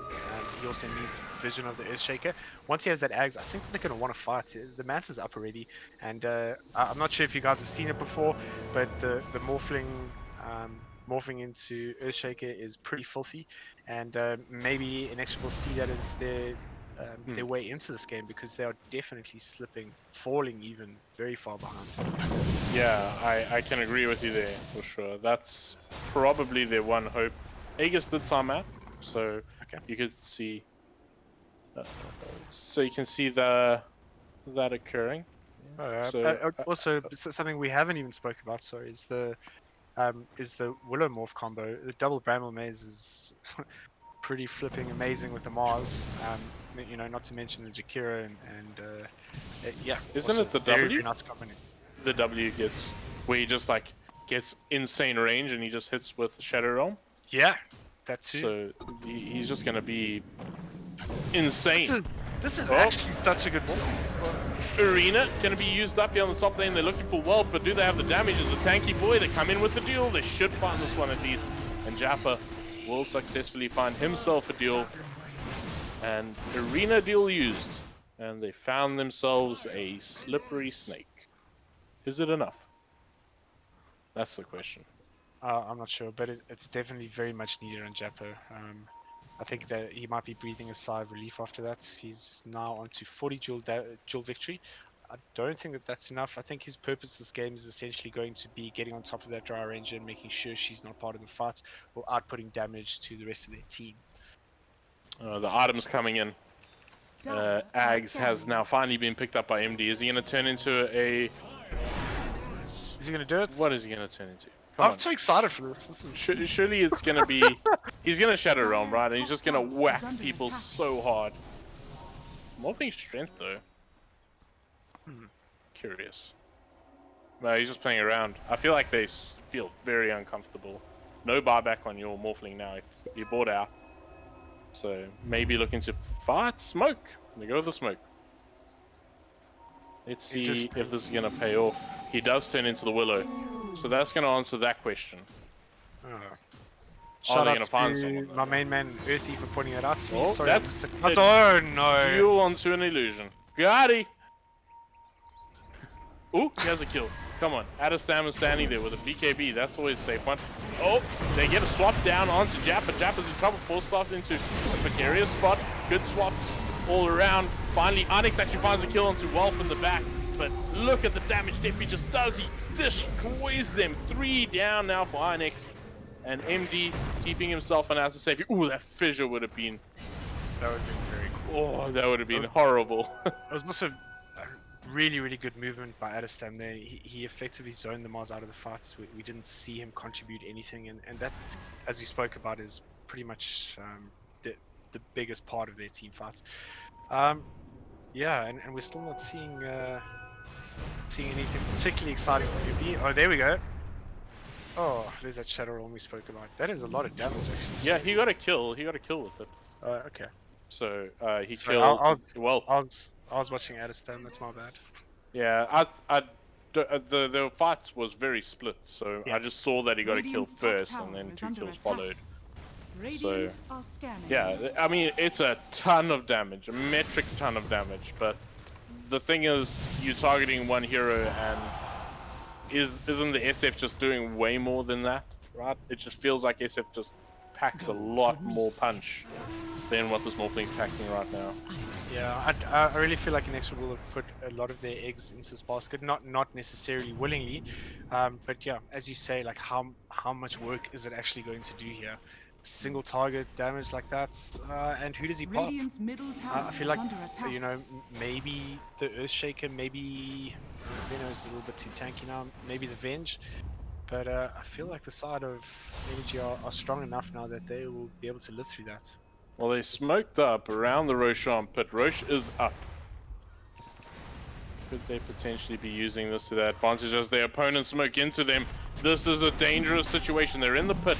This could be very, very troublesome for them. And a big duel comes through and they find TKC right off the bat. But Alisam has BKB. He's heals the Morphling up into there. The Morphling is useless as he is feared for now. He has to morph into strength. Not much more he can do there. Barback does come out from TKC to bring assistance. He does get to the place and Shadowtrix will take a tumble as well. Butters in the last man standing. And is going to be MD. Does it? A bit of damage, but is it enough? He needs to get himself one out, looking for a potential TP, but it won't be there. It's a 5-man team wipe, and only the Morphling has buyback now. Oh, this is rough. This has now gotten to a position where, yeah, I'm not 100% sure how they come back from this. That was almost the perfect setup by Shadowtrix. I don't think he got everyone that he wanted to, but the team fight looked pretty good. I mean, Adestam blew his Requiem onto MD, and MD managed to get out of it. You know, there were a few things that were going for them in that fight, and unfortunately... I think Adam realizes he might not kill MD, but the fact that MD has to full morph into strength is fine for winning the team fight, right? Sure. Just one of the things that, how it feels at that point as Jappa has now actually used his BKB, so this is a big expansion. And oh, they're looking for the duel. Do they have the damage onto Deppy? Should be able to bring him down. Oh, he actually survives in a massive Echo Slam. TKC just turning them into absolute butter. And this is going to be a tier 3 tower, and the only man to be alive is going to be that of the Morphling. And they could look for a lot more here. Oh man, TKC. Symphony of skills. Not only was it that Echo Slam, Deppy with the last second Manta, ensuring that he stays alive. I mean, yeah, I feel like every single member of Energy contributed to that fight, and it was very pretty to watch. Can we get like what's the right word? Like a flash highlights mechanic going here with this stream? So that would be dope. I would watch that. Yeah, that was amazing actually from TKC, and again, I think he played that so well. He's sort of hiding in the shadows, like I say, a lion stalking his gazelle in the Serengeti. That's what I see when I see him just lurking around the fringes, and he just gets that huge jump in there, catches out 3 of them. Oh, you know, that's the kind of stuff that gives you goosebumps when you play Earthshaker. You've just given me goosebumps. That was very descriptive. I can even imagine being a cameraman underneath a line doing that massive pounce. TKC, ladies and gentlemen. 3 gazelles, 1 butt. Tier 2 tower gonna go down super fast as Deppy has got a ton of range. He's got the butterfly eyes also. He is huge. And that's probably an understatement. They're going to look for more. Like I thought they would. And this could be Megas potentially. They do still have that Aegis. How Deppy's on full health right now, I don't know. He was so close to death. He gets some damage out onto him, but I don't know. They're going to rely so heavily on this Morphling, who has morphed into the Willow. But he really needs that right opportunity. Look at the damage he actually packs out here. But Glimmercape's going to just deter that right now, and he's going to lack it for a decent period of time. Brambles are good, but the tier 3 tower's down. First crown going to be used. Then just there to do the save, and that's exactly what they were hoping for. And again, a lot of damage coming out from the Morphling, but his biggest counter is just a very, very cheap Glimmercape. Yep. You know, spend a ton of money on Ags, and the Glimmercape beats you. Sort of like the Butterfly versus MKB scenario. Yeah, absolutely. I mean, if you can't right-click people, how are you going to make use of that? And I see that Adestam is also picking up an Earthblade, and that should be another method for Energy to avoid the Shadow Realm. Yeah, and that's going to be one more set of racks to go. And 1 remaining, and that's a ranged Rax, and that thing doesn't heal up, so they're happy to get whatever chip damage they can. Deppy's still hanging around here, does have the Aegis on hand.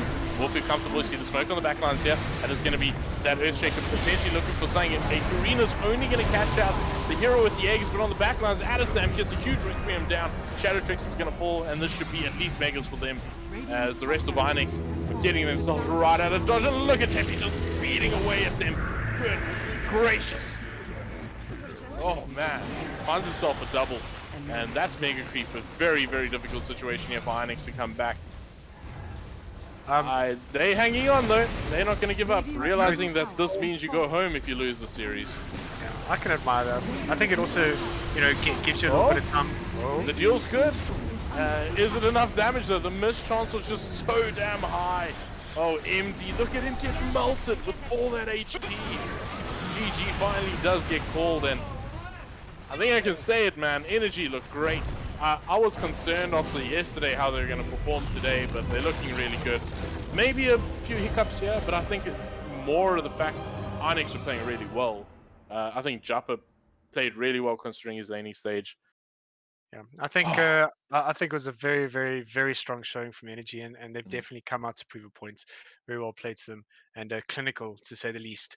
Especially the end of the game sieging Rax. I mean, you couldn't have done it any better. The positioning was perfect, the idea behind it was perfect, and they managed to execute it without a problem.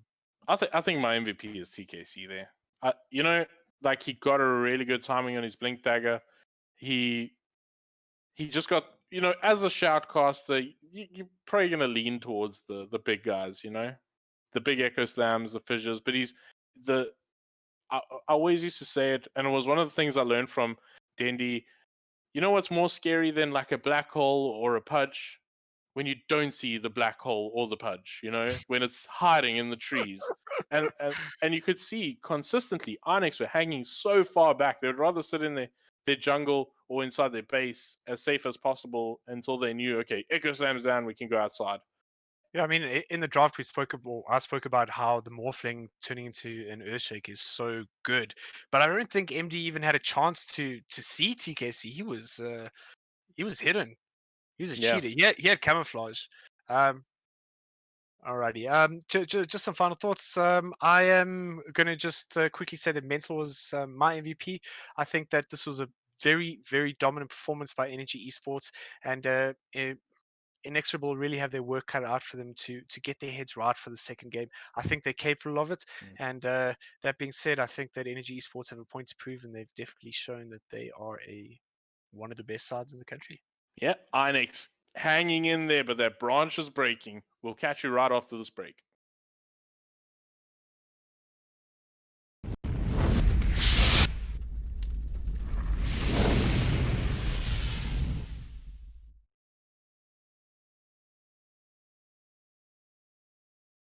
So, gentlemen, are you ready for this quiz? Yeah, no, this is... Quickly, it's going to burn a hole through your finger.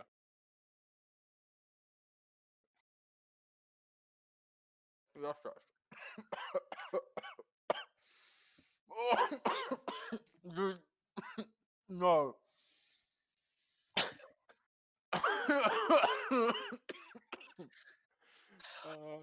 The sheer joy. Dude.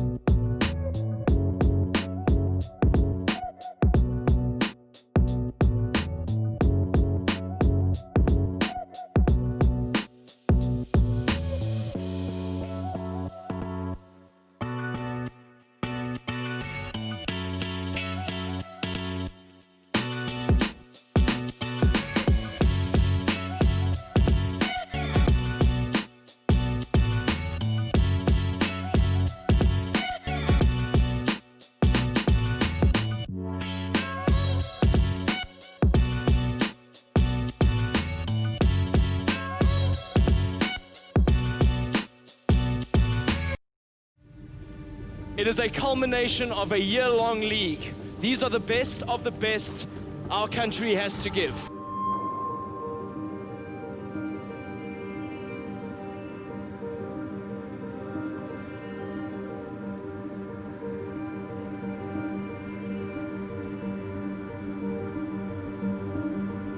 Our lives have changed in fundamental ways. As a nation, we've been forced to take aggressive action against an invincible enemy that has threatened our lives and the lives of our loved ones.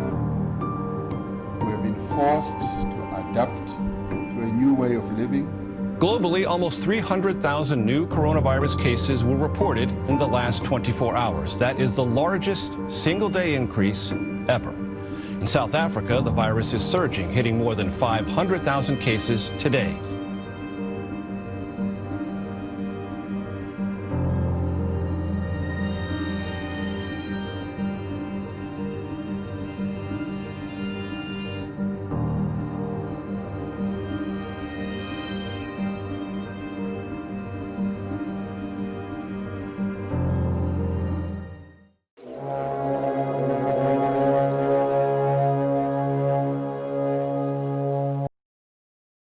All right, boys, girls, moms, dads, welcome back.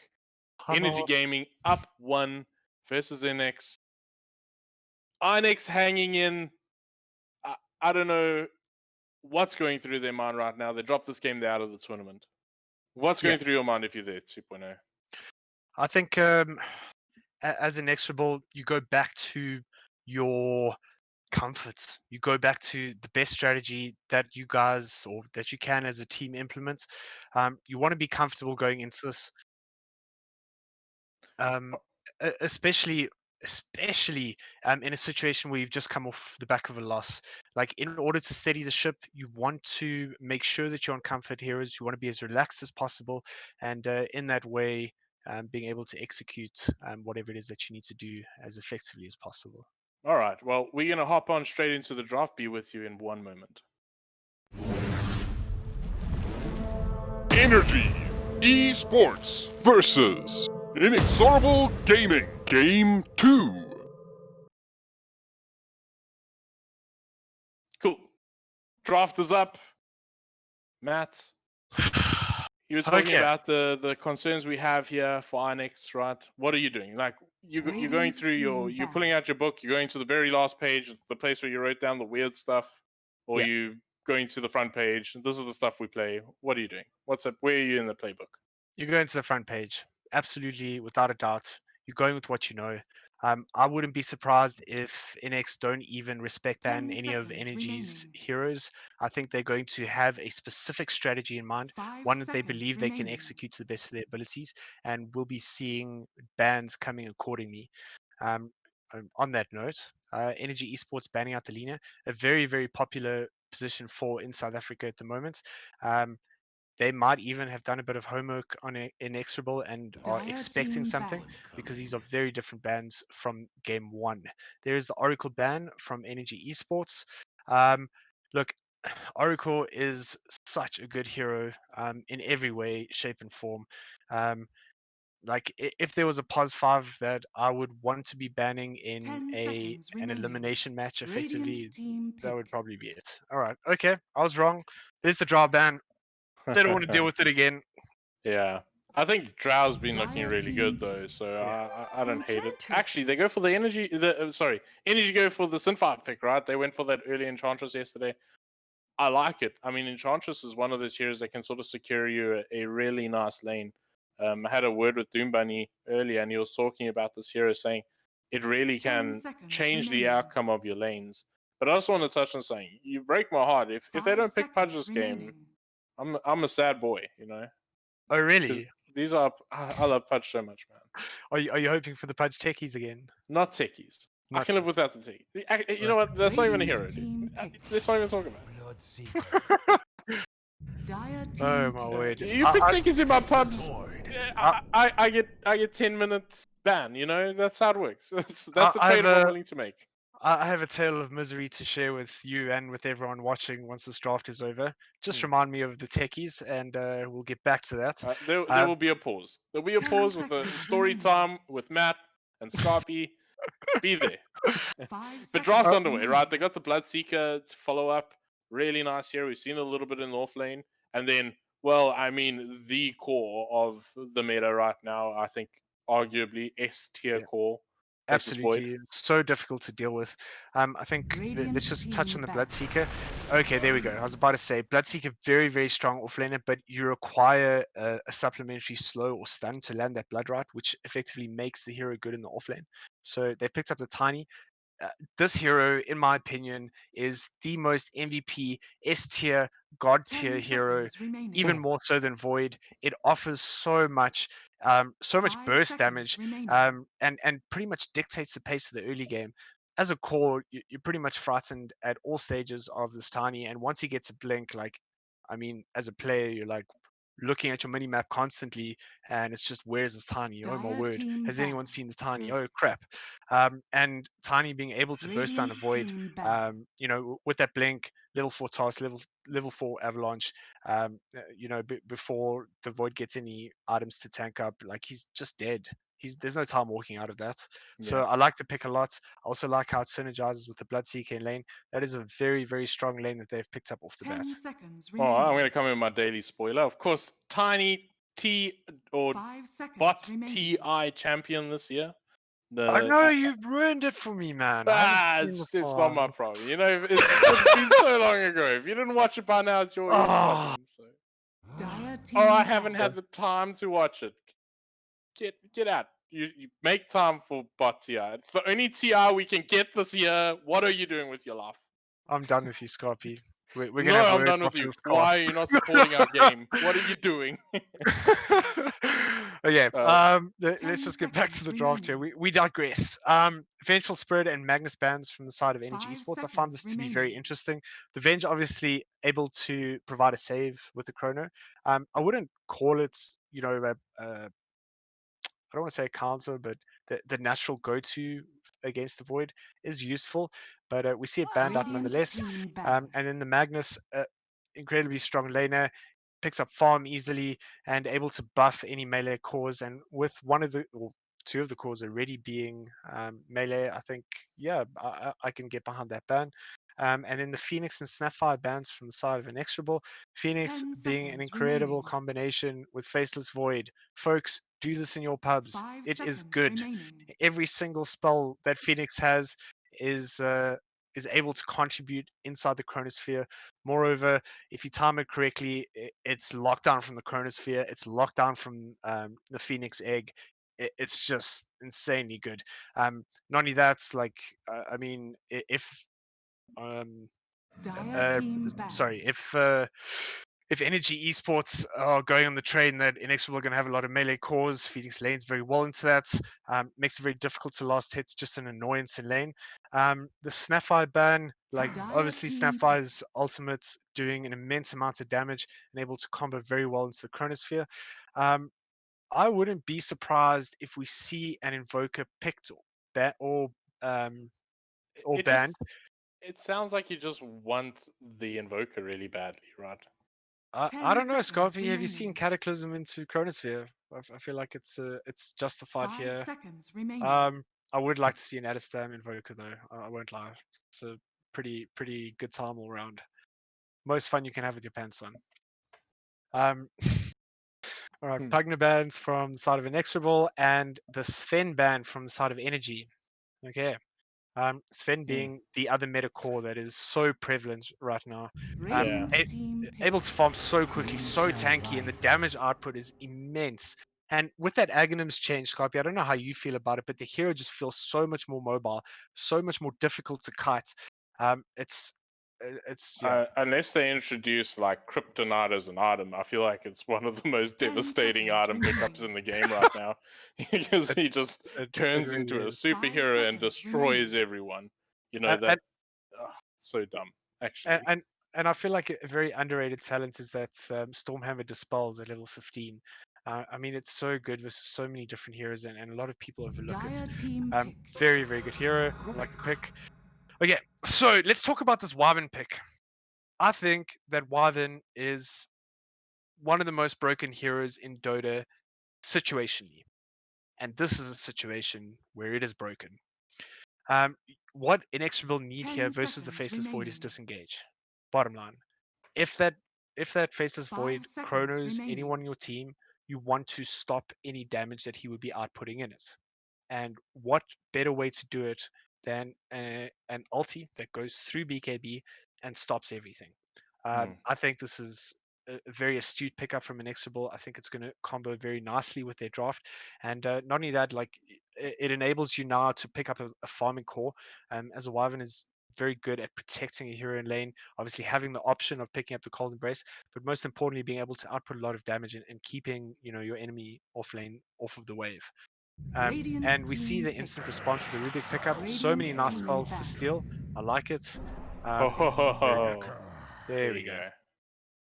That's, I mean, it makes sense, right? It's just so good with Faceless Void, besides everything else that he provides. And I think it's not a bad pickup into the Troll Warlord, because the more control you can get into the Troll, the more sort of disarm you can get out onto him, the better, right? Yeah, So, no, yeah. like I mean, I was about to say, like, we were talking about Cataclysm. I think Deafening Blast is perfect. Yeah, it's actually just so good.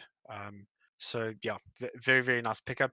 I am not sold on this Troll Warlord pickup.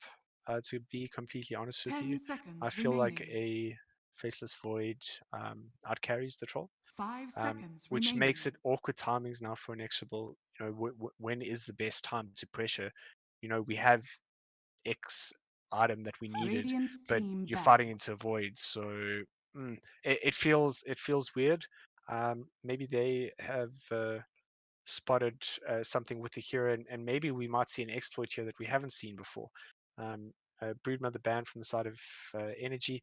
Very good Broodmother game at the moment. I like that ban. Invoker gets crushed by the hero. Not only that, like, I mean, if you are picking up a Brood, look at the early tempo that they have with the tiny Bloodseeker Wyvern. I mean, yeah. Clearly, there's also a Brood player in NX. Oh yeah, MD is MD, right. pretty synonymous with his. Synonymous isn't the right word. Infamous. He is infamous. He is an infamous. His Brood is infamous. Goodness me, English Matthew. Don't worry about it. All right, and last bans coming out from both sides. A TA ban, the natural counter to Invoker. I feel like it's not as much of a counter as it used to be, but nonetheless, very difficult to lane against as an Invoker. So yeah, and MD plays it. So yeah, nice ban. And then I feel like this ban is going to reveal a lot for us as to what Inexorable are thinking of picking up. I mean, they're looking for a mid surely here, right? 5 seconds Yeah. remaining. To deal with. I mean, do you plan on winning the lane against Invoker? Because I think Invoker is not a hero that concerns himself too much with winning the lane. Just once he makes sure he gets those last hits on the range creep and comes out all right. So do you pick something similar, like a DK? I feel like a DK would just be melee heavy. No, I think you pick up something that pressures the Invoker very hard. Invoker's pretty garbage without levels. Like, let's be honest. The what makes the hero strong is having levels. Like, that's just what it is. Especially if you decide to go the Exort build here with the Faceless Void. So if I was Inexorable, I would pick up something that would pressure Adestam out of lane. Like, Invoker doesn't traditionally jungle very well. I say traditionally, he doesn't jungle very well or very quickly. 10 seconds Yeah, remaining. I mean, put as much pressure on him as you can. Give MD the best matchup he possibly 5 can have. seconds remaining. Okay, so Energy are now going to pick up their offlaner. We now know exactly what an Inexorable safe lane is. This will be their MVP pick. I would like to see how they shut this lane down. I'm just trying to think what comes to mind here. Team pick. We'll see. Sand King. That's an interesting pick. I like Sand King so much, actually. You got very, very melee heavy lineup on the opposite side. He does really well with that. The ability to engage nicely, set up for the Invoker. 10 seconds remaining. He actually works with Faceless Void, one of those 5 ultis that you can just blink into a Chronosphere and do a ton of damage. I like it. What's also nice and quite unique about Sand King is that he's a softcore and a hardcore initiator. So before when he blinks up, he has that catch, which I think they need. I mean, Void doesn't want to be committing with Time Walk every time. So a very nice pickup, and I think it rounds with the draft. Oh Choose boy. your hero. Woof. I don't like this. I think that was a very bad pick, in my You opinion. think so? I think that it I think lays they went with like, we need to win. How do we win our pubs? We pick MD Arc Warden. That's how we do it. So let's get that one for ourselves. Predictions? maybe. What do you think? No, I think Energy has this draft. It's better. Yeah. And the only reason is that Arc Warden pick I don't agree with at all. I think Void, Sand King, and Invoker deal very well with it. Invoker lanes well versus an Arc. It beats it in lane. And obviously we have two skilled players that are completely capable of outskilling each other in lane, but it, on paper, this is an Invoker favored lane, and you don't want that with your Arc. You want to be creating as much space as possible.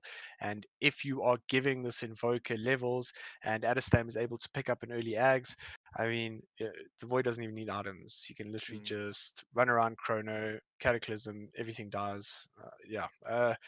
It just feels like Energy's draft is superior here, in my opinion. Is this a Quas-Wex game for Adestam? Do you think? Or does he have to go to the Exort because of the damage? You want to deal with the Faceless Void? I think that he's not going to make that call until he sees how the lanes are going. But Okay. if he's ahead, like I think that he will start with exhorts. Obviously, they're set up for the Sunstrike, which is advantageous for him. But we might see a little switcheroony if they start snowballing. That would be my opinion. Well, what do you think, sir? I can agree with that. So, So we'll see. does that mean you're backing Energy here? Yeah, I like the draft. I like Faceless Void. I like Sand King. I just like the draft. So yeah. Oh, there was one other thing I wanted to point out, which is a little bit tricky for the Sand King, is that the Splinter Blast is able to hit even if they don't have vision of him. So he will still be taking quite a lot of harass. So he's going to have to play it quite carefully, I think, and potentially bring in a lot of regen. Let's actually see what his starting items are. Hey, it's a pause. Does that mean everyone gets to see our faces? I think Yes, so. excellent. Okay.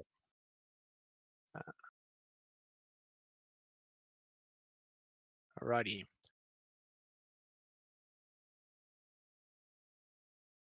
Yes. Okay. All right. Okay, cool. Live? All right. Sorry, guys. We're gonna have to remake this lobby. If you'll just give us a hot second, we'll be back with you shortly. Ah, okay. So still live. So just talking to Earthy. We're talking to the void beyond the people who decide our lives. But yeah, I think the man Invoker, behind it all. man. What? Oh yeah, let's go back onto your techies train. Why not? Because this might take a minute, a hot minute. Oh, okay, cool. So now I get to tell my techie story. That's yeah. excellent. Why not? Okay, Tell me the sad story. Alrighty. I somehow accidentally swiped my credit card and got levels with my battle pass. I'm not sure how it happened, but accidentally swapped your credit card. Yeah, and then there were all of a sudden levels on my battle pass. It was weird, like I was still inexplicable, really. And what happened subsequent to that is I realized that in the side shop I could get an Arcana. Right, but I was 9 levels short. I mean 9 gems short. So I went and then spent another 170 odd rand to get more side shop gold, so that I could potentially get this Arcana. So, anyways, now we're talking, I don't know, a few hundred rand down the line. Me being very, very excited, might I add. I got my final Faceless Void tier 5 dude, and yeah, I got techies, guys. I got the techies Arcana. That is my sad story for the day. My mind is playing sad violin music for you right now. My heart is sore. Just F's in the chat, everyone. I would have died. I would have given up. That's I've heard about people just like, oh, okay, this is all I needed from life. It's like, this is a sign. Oh my goodness. Yeah. Yeah. I'm actually still man. pretty shook. I'm not gonna lie. It was a rough one. Shook's an understatement. I'd be raging. I'd be tearing the cupboard doors off of my closets. Can I tell you? Can I tell you what's even worse? Is I can't even give it away. Yeah, It's no, not I don't tradable want or that, market. dude. No It's one not wants it. marketable. No one wants it anyway. Don't even worry about it. Yeah, I mean, if you, you know what it's good for? You want a day off work, you can just open your Dota, go to that Arcana, make yourself sick, and phone your boss. You know. That's also true. There you go, I've somebody. also toyed with the idea of making an evening where I invite my friends over, and we all watch as I press the delete button. I feel like it might be satisfaction for all. And I'll actually, you got to stream that for the masses. I'm just trying to find value in this, guys. That's all. Yeah, no, I think it'll be great. I think we can have like a ceremony. We can burn a picture of Sir Action Slacks while deleting. I'm sorry if you listen to against this. I'm just kidding. We won't burn a picture because he made that video of like why you hate techies, and techies pick rate went up by like 6%. So I hate him so much, so much. Yeah, that's. I mean, on another evening when we have more time, I'll give my little techies rant if anyone wants to listen. I would say I could summarize it in about 10 minutes. I think. I can summarize it in 1 minute, right? I can summarize in 30 seconds for you. What techies? Shoot. Techies is one guy having fun while 9 people watch. I like that analogy. That's You good. know, That's good. That's good. It's the epitome of being a horrible human being. So Only that's only terrible people play techies. Like they are. Okay. Let me not speak.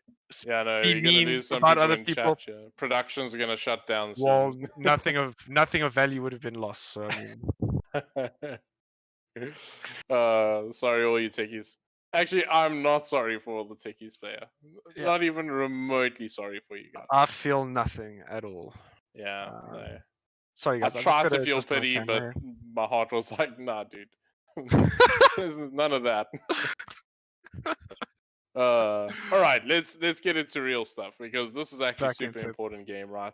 Energy can just secure themselves a quick run to the next step or the next stage or the next bracket. I don't know what word to use here, but moving into the top 5 while Inex are going to potentially be deleted from this tournament if they blunder here. And we are both favoring Energy's draft, so not saying that I am the smartest or biggest brain in the Dota community. I could be very wrong and not understand something entirely. That will not be a surprise. But yeah, I mean, I'm in the same boat as you. I back that statement 100%. Let's just have a look at items here quickly. Yeah, Wob's got a lot of regen. He's going to need in that lane. What else are we looking at here? TKC also coming in with the regen. It's all about that Winter Wyvern. You know, if he takes his Arctic Burn level 1 Scarpy, he's effectively going to get those guys almost onto half HP with one spell. And then to couple with that, you know, your Splinter Blast that he's going to be picking up after that level 1, it's 100 damage. And it's 100 damage to both heroes in lane if they are not positioned correctly. So, and that's spammable. I mean, that's happening every 7 seconds. Yeah. Okay. How do you feel about this bot lane matchup? The Bloodseeker going up against the Faceless Void. Like, who does it favor? 30 seconds. It favors the Faceless Void if you don't take the Tiny into account. I think the Tiny makes it a lot more difficult for Deppy. That being said, he is going to be having Mental in lane, and Mental should be able to keep the Tiny off of him for a while and even throw in a bit of damage onto the Bloodseeker. Let's see how it plays out. Those voice lines getting you there, man. I would say off the bat though that it's a very strong lane, the Bloodseeker Tiny. I like that lane. I just think any lane that Tiny arrives in is going to be pretty scary, right? There's a high potential for anything happening, and Avalanche Toss with Bloodrot is almost going to or can very easily secure you that land almost consistently. However, there is also an Enchantress who I also think is a fantastic laner and can potentially turn the tide of things around. Yeah, well, here's what it comes down to, Scorpy. If the Tiny outtrades the Enchantress early, what it's going to entail is his ability to win the vision game in that lane and potentially wrap around onto Depi, throw him into a blood right, potentially close to tower, and then everything just goes pear-shaped. You see, this, I would have been so tilted at someone in a pub if they went and took one of my creep that I'm gonna last hit with, yeah, and then gets his career killed. Okay, I'm not gonna hate. But boy. I'm sure there's great reasoning. I mean, he's harassing the Tiny completely out of the lane, so it's working. Yeah. It's definitely working. The Tiny hasn't been able to even show his face. So, well, so somebody did something sneaky there as well. He forced Mental to block his own camp, which I kind of like. It just removes a few of the resources for energy in that lane, as well as obviously, you know, potentially taking away a creep that the Enchantress could be getting. Yeah, absolutely. I think, I don't know, maybe Mental also wants to block because they were cutting those trees looking for those pools, and ooh, that jump didn't work out for the Void. And I think let's have a look at the other lanes. Mid lane matchup. You say that this is heavily Invoker favored, right? I wouldn't say heavily, but at least. I wouldn't say heavily, but definitely Invoker favored. So the trick with Arc Warden is that you want to be putting your Spark Wraith by the range creep. What you're able to do with the Invoker, with the level of Exhort and Quas, is have Forge Spirit, which then can tank that damage. And not only that, it doesn't die to the damage. So now you are making sure that the Arc Warden doesn't get the range creep, as we saw there. Sorry, I'm watching Korea's just getting slaughtered in the top lane. It's a massacre! Oh boy. I mean, that's how it works, you know. They get Shadow Tricks. And, they get Shadow Tricks as career. They kill somebody. You got clapped by a tomato, that's what happened there. So, yeah, this is one thing we can say about the Enchantress. Can spit out a ton of damage in this lane, so let's obviously not pull our eye away from what happens here, because yeah, I still think Enchantress is a pretty good answer to the Tiny problem that they had. And obviously the Tiny problem being a big problem. Yeah, but I mean that's only in lane really. The Tiny is going to destroy the Enchantress later. Oh, that shouldn't have happened. I knew something was happening, but I just couldn't see the hero. Yeah, that's another kill going the way here of Energy as they find the Winter Wyvern, obviously at the pool camp, and that's gonna hurt. Well, he's got a mango or two on him, so he does have the mana. I thought maybe they could look for some sort of return or rebuttal, but the Winter Wyvern's still only level 1. That is really rough. This lane is going horribly for Jumper once again. Yeah, this is a problem. Yeah. I mean, yikes. That is a small concern. I peer back towards the mid lane. This Arc Warden is doing pretty decent, considering. But I think it gets a little bit harder once more points get put into Exalt, right? Like, last sitting against Invoker becomes super hard. Yep. Very, very difficult. You are correct, sir. Ooh, top lane, TKC taking 1 or 2 shots here as Butters dealing a ton of damage here with the Arctic Burn, but is it enough? Now Whelp is looking to at least turn around and do a little bit more damage back. TKC doesn't have the mana to do much else. He's just going to be buffing up the Bloodseeker in the bot lane. Yeah, I thought for a second that Jappa might have been getting, or the red mist might have descended for him again, but I think he learned from last game, not overextending there. Alistam is doing an immense amount of damage to MD here. Honestly, I don't know if you saw, but Mental also sent Halbear Smasher into the mid lane, and that coupled with Alistam's Forge Spirit got MD pretty low. Yeah, but MD's doing a great job. He's got some good levels from his lane, so I'll give him props there.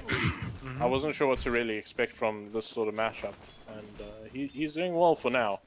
It's what it's really going to convert into, right? That's your biggest concern. Yeah, Bounty Rune is going to be coming up now. Let's see how they are going to be distributed. Somebody looks like they should get a 2-2 on the Bounty Runes. So yeah, not much more to come from that. See the Tiny queuing up that Blink Dagger immediately. I think that's going to be a really big pickup here for Sado, for Inex, if he does manage to get that. Yeah, absolutely. He goes for a smoke though, keeping himself to the top lane. Under the guise of smoke, so could potentially turn this into some very, very concerning situation here, but he gets spotted by TKC immediately. Is he going to follow this up? He does get the avalanche. Is the toss going to be good? He throws him right back into the mix of things. The good Burrow Shark's going to catch out too, but I don't imagine TKC will escape this one. He will go down.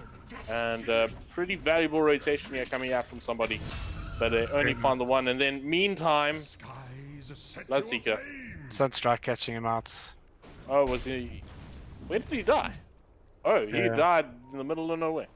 No, Mental must have had eyes on him, so... That's nice for Adestam. Top lane again. Oh, finally they get it. Sand King's down, and I'm going to credit it to the level 2 Splinter Blast that we spoke about. That is the one tricky thing that Wulp is going to have to deal with in this lane. Oh, Tip's coming out. The mind games. This is how inexorable come back. It didn't work last time, so I mean... say what you will. Bot lane, they're looking for a little bit more, and he'll walk away safely. Trying to keep up. It's a very action-packed game. Deppy gets a Chronosphere, does catch out Bloodseeker, but there is MD's illusion here doing a ton of damage, and they won't even be able to kill it. And that's Chronosphere down for the trade of really not much at all. So yeah, Shadow Trick's gonna be happy with that rotation. Meanwhile, good rotation again from somebody towards the mid lane, and they catch out Adestam and MD. That's really big for him, right? If he can get that really good timing in the hand of Midas, that will be very, very nice. Man, this game is full of action. I gotta click everywhere. He's not even that far off. He's 1k gold off of that Midas at 7 minutes. That's really not bad for a lane that was not favored for him. Also, just want to point out the tiny factor here. So somebody getting level 3, preemptively having a smoke from the bottom lane, and he's just making the plays. Yes, Shadow Tricks is suffering a little bit, but that's a kill in the mid. He's got a kill top. He is just making things happen. He's sitting top right now, and they might be looking to actually kill off TKC or Wulp. Somebody is hanging around. Doesn't have the Gaza smoke available to him. Does have a dust though, so if he can scout out... Ooh, does TKC see him there? I don't think so. So he can get a really nice sneaky wraparound as they do start to go a little bit deeper into the opposition side. TKC. He gets a ward up there. Okay, cool. Yeah, he's gonna use this surely they're gonna use this opportunity, right? The sentries, the battles for the sentries is up. And there we go. Avalanche coming in, toss on top of it, and Wulp takes a ton of damage. Gets a really nice Barrow Strike, very low health on Jap, but Japa needs to be very careful here. Does not have level 6 to keep himself alive. Meanwhile, Adestam has died elsewhere, but we're going to keep our eyes on this fight here. Wulp is so damn late. Do they have the damage? Yes, they will. But TKC finds himself a double. Good gosh, what happened there? Meanwhile, Shadow Tricks, he's diving deep behind the tower. What is it, a 3-4-3 across the table? Yeah. How am I supposed to cast this game? Well, I was watching. I wish that I could do camera in camera with what I'm seeing. I was watching the mid lane there, and Shadow Tricks rotates in mid, and between him and MD, they're able to kill off Adestam, and then Mental in the back end of it with the Bloodseeker ultimate. That's a much needed experience in gold for Shadow Tricks, who's pretty much been having a very tough lane. Well, 12 kills, 9 minutes into the game. I mean, that's not action packed. Sure, there's been a T12 or 3. So, but I promise I'll try and get it all. But very, very action-packed, and this is the kind of games we enjoy watching. MD pretty close to that hand of Midas. Is this timing any good? Yeah, that's a very good timing. If you're getting double or 8th band into Midas before 10 minutes, that's decent. That's what you want. That being said, Adestam's still very far away from his Midas. Well, being scattered at you, does have Burrow Strike, will have Sandstorm in a moment. Do they have vision for them? Yes, they do. Burrow Strike is good though. But TKC, it's tossed into the mix of it. Once again, will go down, and Japa will find himself the kill. Meanwhile, towards the mid lane, they are doing a big Delta split here. They want to catch MD. They have the Chronosphere, and they will successfully catch him. But will it be enough? Rotations are coming in. Do they have the damage? Chronosphere is actually going to time out. Adestam's quite deep behind. He does get ruptured up, but they might just have the damage to bring him down. Yes, they will. MD will take the tumble. The fight continues. Winter Wyvern will take a fall too. And a big meteor is coming through. Will it be enough damage? No, it will not. Adestam will be brought down. And chaos in the mid lane. Absolute carnage. Now a lift from TKC onto somebody who is in a Pickle, but fine. Alas, he walks it off. And he does have a salvo there for himself. Radiant And structures are 2-for-1 trade there.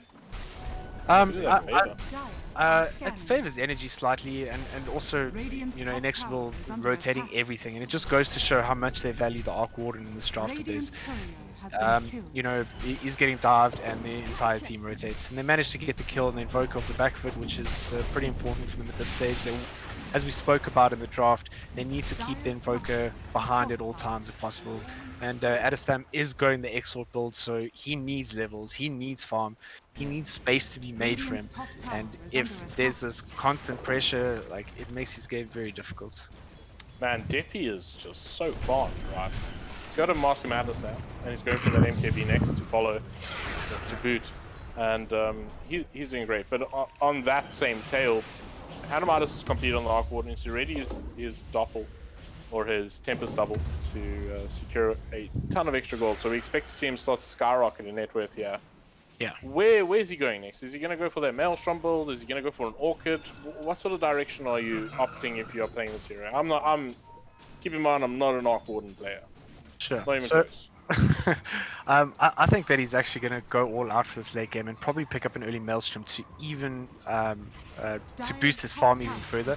I think that the utility item that he'll be getting, he'll probably decide on a little bit later. Oh, sorry, I'm going to have to interrupt you. Top lane, they get a nice Winter Wyvern ulti out, and TKC's in trouble. He will go down. The Bloodseeker's going to get the kill. Meanwhile, Barrowstruck on the backline is down to jump it, but they can see Whelp, and Whelp, he will too. He'll fall. Oh, man, but someone TP themselves on out, and that's going to be the likes of Mental. 5-man rotation, or 4-man rotation, I should say, towards the top lane there, but they do find the 2 kills and keep their tier 1 tower alive. Much more reaction coming out. Meanwhile, towards the mid lane, are they looking for more? Okay, Adam. I think this has been a very nice, you know, little passage of play from Inexorable. Double damage picked up on Jeppa. I think he's just going to use that to farm. He's closing in on that Battle Fury. It's actually not too far away. It'll be a pretty good time. Yeah, Chronosphere is up on the Void, but not looking to actually group up with his team. Maybe realizing he lacks a little bit of damage in these Chronospheres, because I think when they chronoed MD, it took so long for them to finally bring him down. Yeah, that he might just feel a bit inadequate right now, even though he's topping the net worth charts. Yeah, and there's actually nothing wrong with holding onto it. He's pretty much soloing that lane now, pushing it out, farming jungle, and you know there is the potential that Inex can rotate on him and gank, and he could use it as a safety. Mental in the mid lane looks like he's gonna go down. Yeah, he will too, and that's gonna be another kill here, or a kill for MD, second kill for him in fact. So yeah, like you say, he's going for that Maelstrom. He's already got the Javelin flying out to him, so wow. Doing really, really well. Catching up pretty quick, but Deppy, man, farming up a storm here. Speaking of storms, Whelp casually sandstorming underneath the top tier 1 tower. I think Inexorable are going to have to rotate someone in here to help to somebody. And that's going to be the likes of a Bloodseeker. Throws out the Rupture. Whelp could be in trouble. He's in the tree line. He's going to try and do what he can. Nice Barrow Strike to keep himself alive for as long as possible. Sunstrike's going to be off the mark. But it looks like Whelp is just going to have to accept that he is going to go down. He gets tossed to the heavens. And we'll take a fall from there. TKC. The Veil actually picked up here from Shadow Tricks. Something at least quite notable. And, yeah. They actually seems like everyone's going to back themselves off, realizing that this is not the nicest situation to be in, and not knowing how it could turn out. As an offlane player, like I really enjoy it when offlaners, when they see that they're not getting as much as they need to out of their offlane, that instead of sitting there and sapping XP, decide to move around and make plays. And we see Shadow Tricks come back from nowhere. I mean, he had a horrible lane. And look at him now. Oh boy, so somebody in deep poop. Oh, sorry about that. And yeah, Adestam found himself a nice kill. Yeah. Space Hanamatis himself.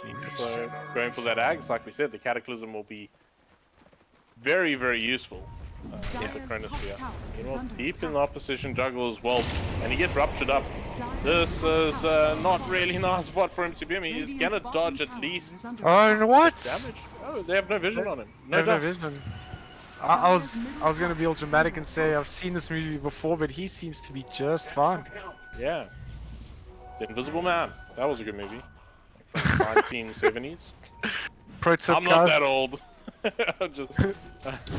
Oh, boy. Protosphere Top coming lane. in the top lane with a Sunstrike to boot. And that's going to secure a nice quick kill onto this Tiny. And Deppy says, okay, so I want to use it. I want to get a kill. Yeah, I really like that. You know, holding onto your chrono for this big 2-3 man critical thing. Like, I mean, in the early game, using it on a position 4, I think it's value. Like, you're getting a kill, you're boosting your farm, you're causing a bit of a disruption in the enemy team's movements and plans. Bottom lane, looks like Shadowtrix might be in a bit of trouble here. Sunstrike off the mark though, but they should have enough damage to bring him down, and they will. Adam will pick that one up for himself. Secures it with the Deafening Blast. And Shadowtrix, I mean, he's out deep. He's trying to keep the lanes at least pushed out. There's some value to it. Faceless Void diving a bit deep here underneath the tier 2 tower, but looks like he will walk it off.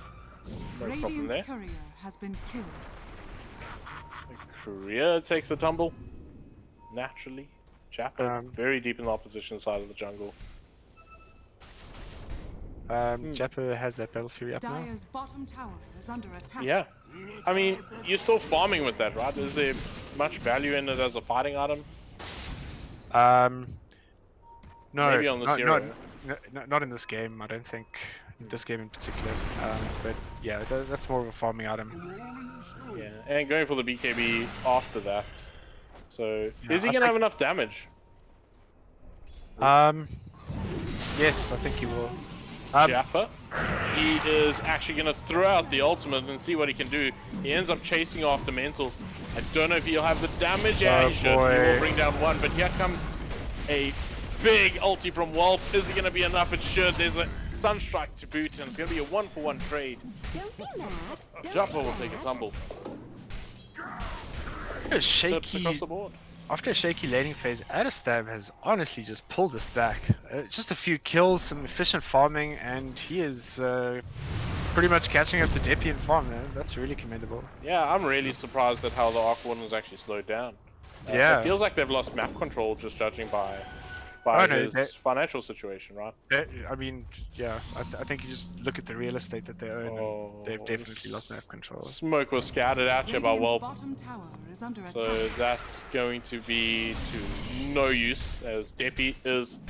They're just sitting around here in their opponent's jungle, and they cannot use that jungle. That's most likely why MD is struggling as much as he is to get that money.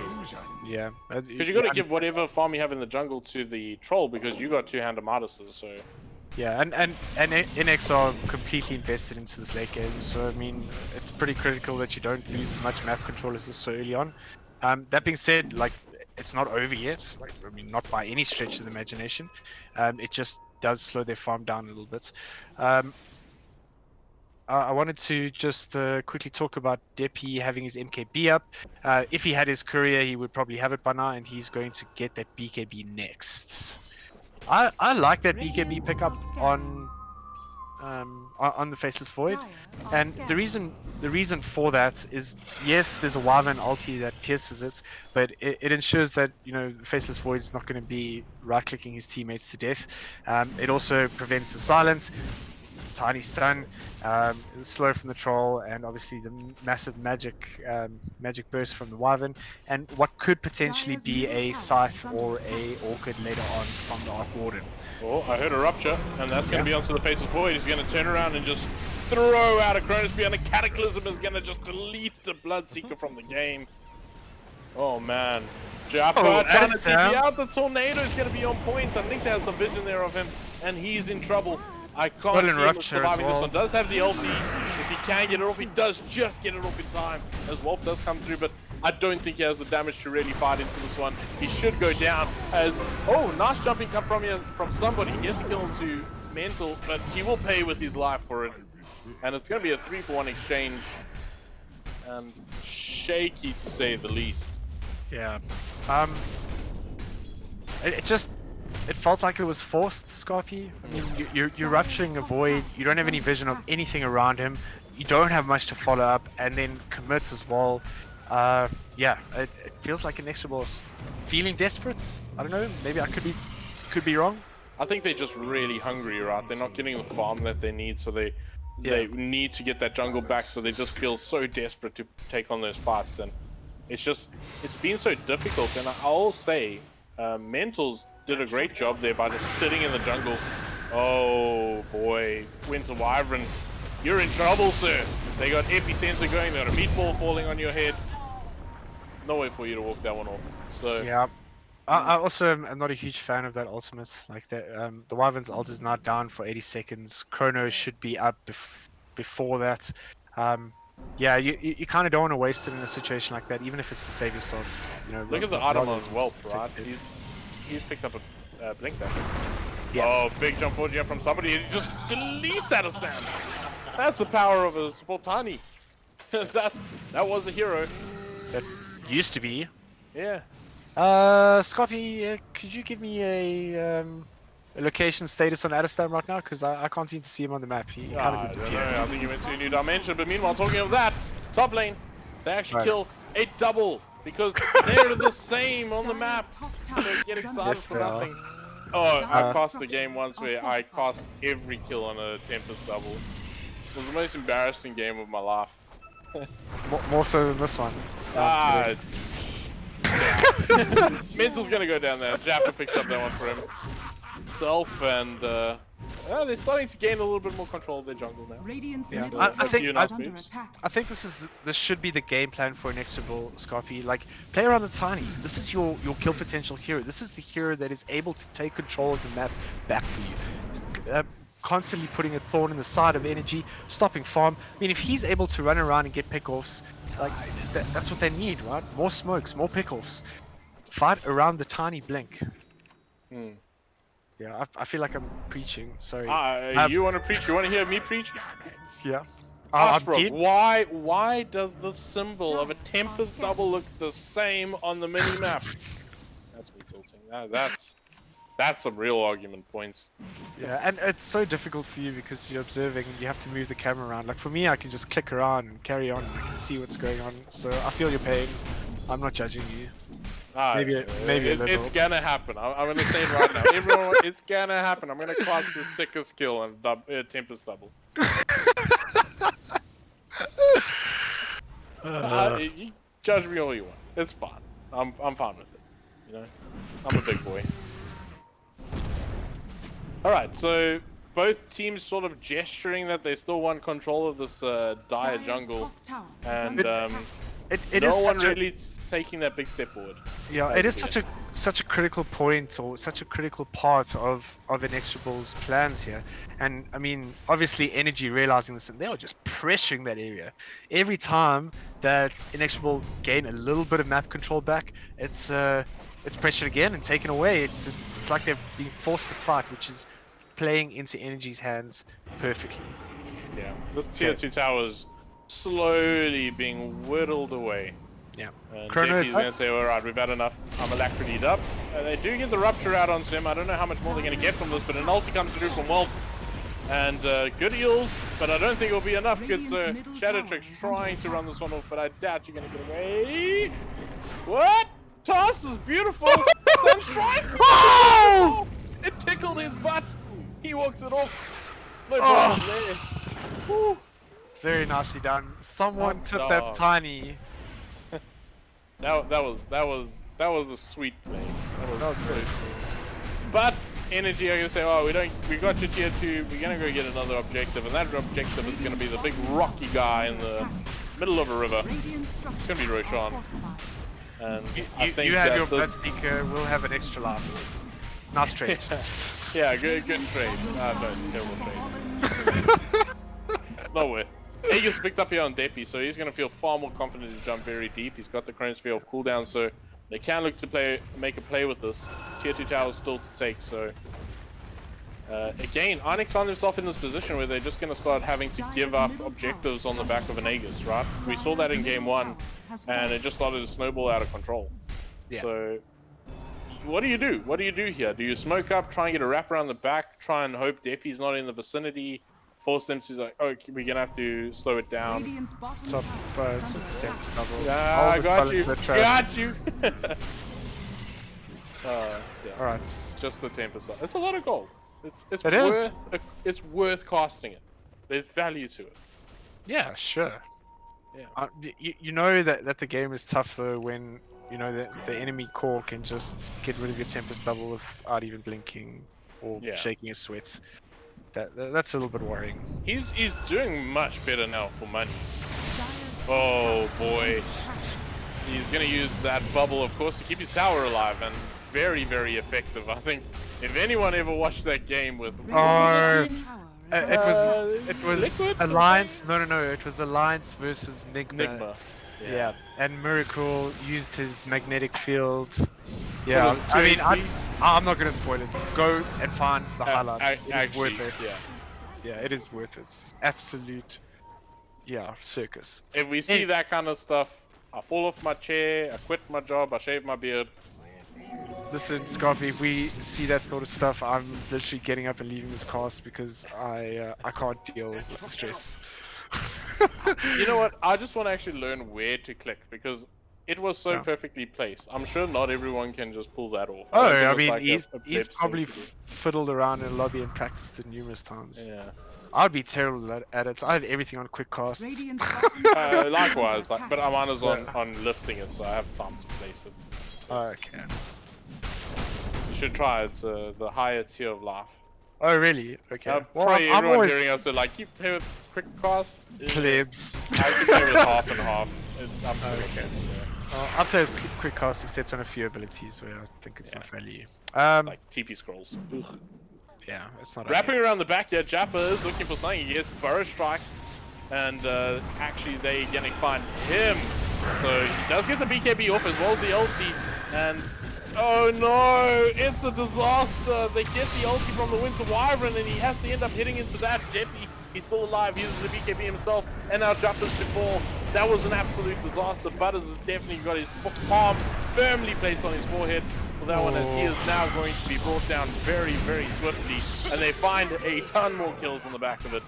Deppy also going to find MD. Jump forward from somebody, it's not enough damage, and Deppy is going to play aggressive again. Burrowshock does come through, and this is somebody's going to lose their life, and that somebody is somebody. No way he lives there, and they're going for the high ground. They're committing. Adestam is playing around very deep in the. Very deep. He needs to be careful, yeah? Yeah. Okay. Towers hit hard, man. He's got this. Don't worry about it. Warp just sandstorming and chilling in their base. Somebody brings down the Aegis, but Prey gonna play with his life again. That was a buyback from him, so this could potentially be a pretty costly dieback. Yes, he will go down, and Warp will pick up that kill with the sandstorm, and the tier 3 tower is still under threat. Oh man, a few more seconds left until that Arc Warden is here. So vital for them to have that Arc Warden in these situations. Could have stopped or deterred all that damage onto this tower. Absolutely. There's still an epicenter available at WAP. I'm not sure if Energy are going to think about taking high ground again with it signed down. Doesn't look like it. I think they want to catch MD every time because it's so difficult to take high ground with an Arc Warden, right? Sure. So that seems to be their goal. So Yeah, they'd be holding on to that chrono for that specific situation.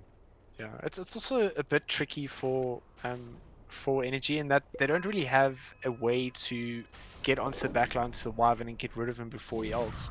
So it's something they've got to take into account with every siege, with every team fight, and yeah, it makes things a little tricky. Yeah.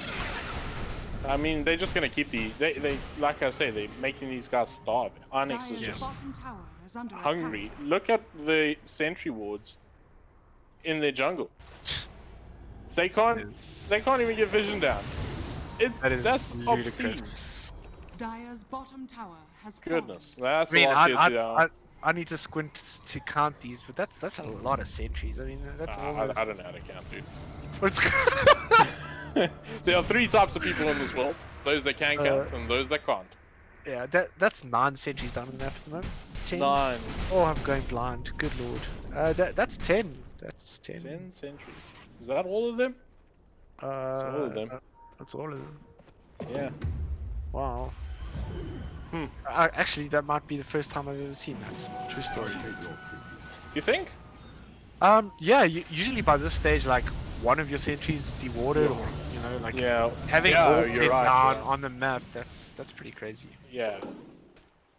And there's a sentry that is okay. They can actually kill one of the sentries then, so it's not gonna last long. This moment. Toilet should sentry. pass. I've come up with a new term for bad wards. They're called toilet wards. Toilet wards. And Dota have been ever so kind to put artwork on these spots on high grounds where they tell people to place wards. I don't know if you've ever noticed, but those last about 30 seconds in my pubs. And they are now called toilet wards. Toilet wards. Toilet wards.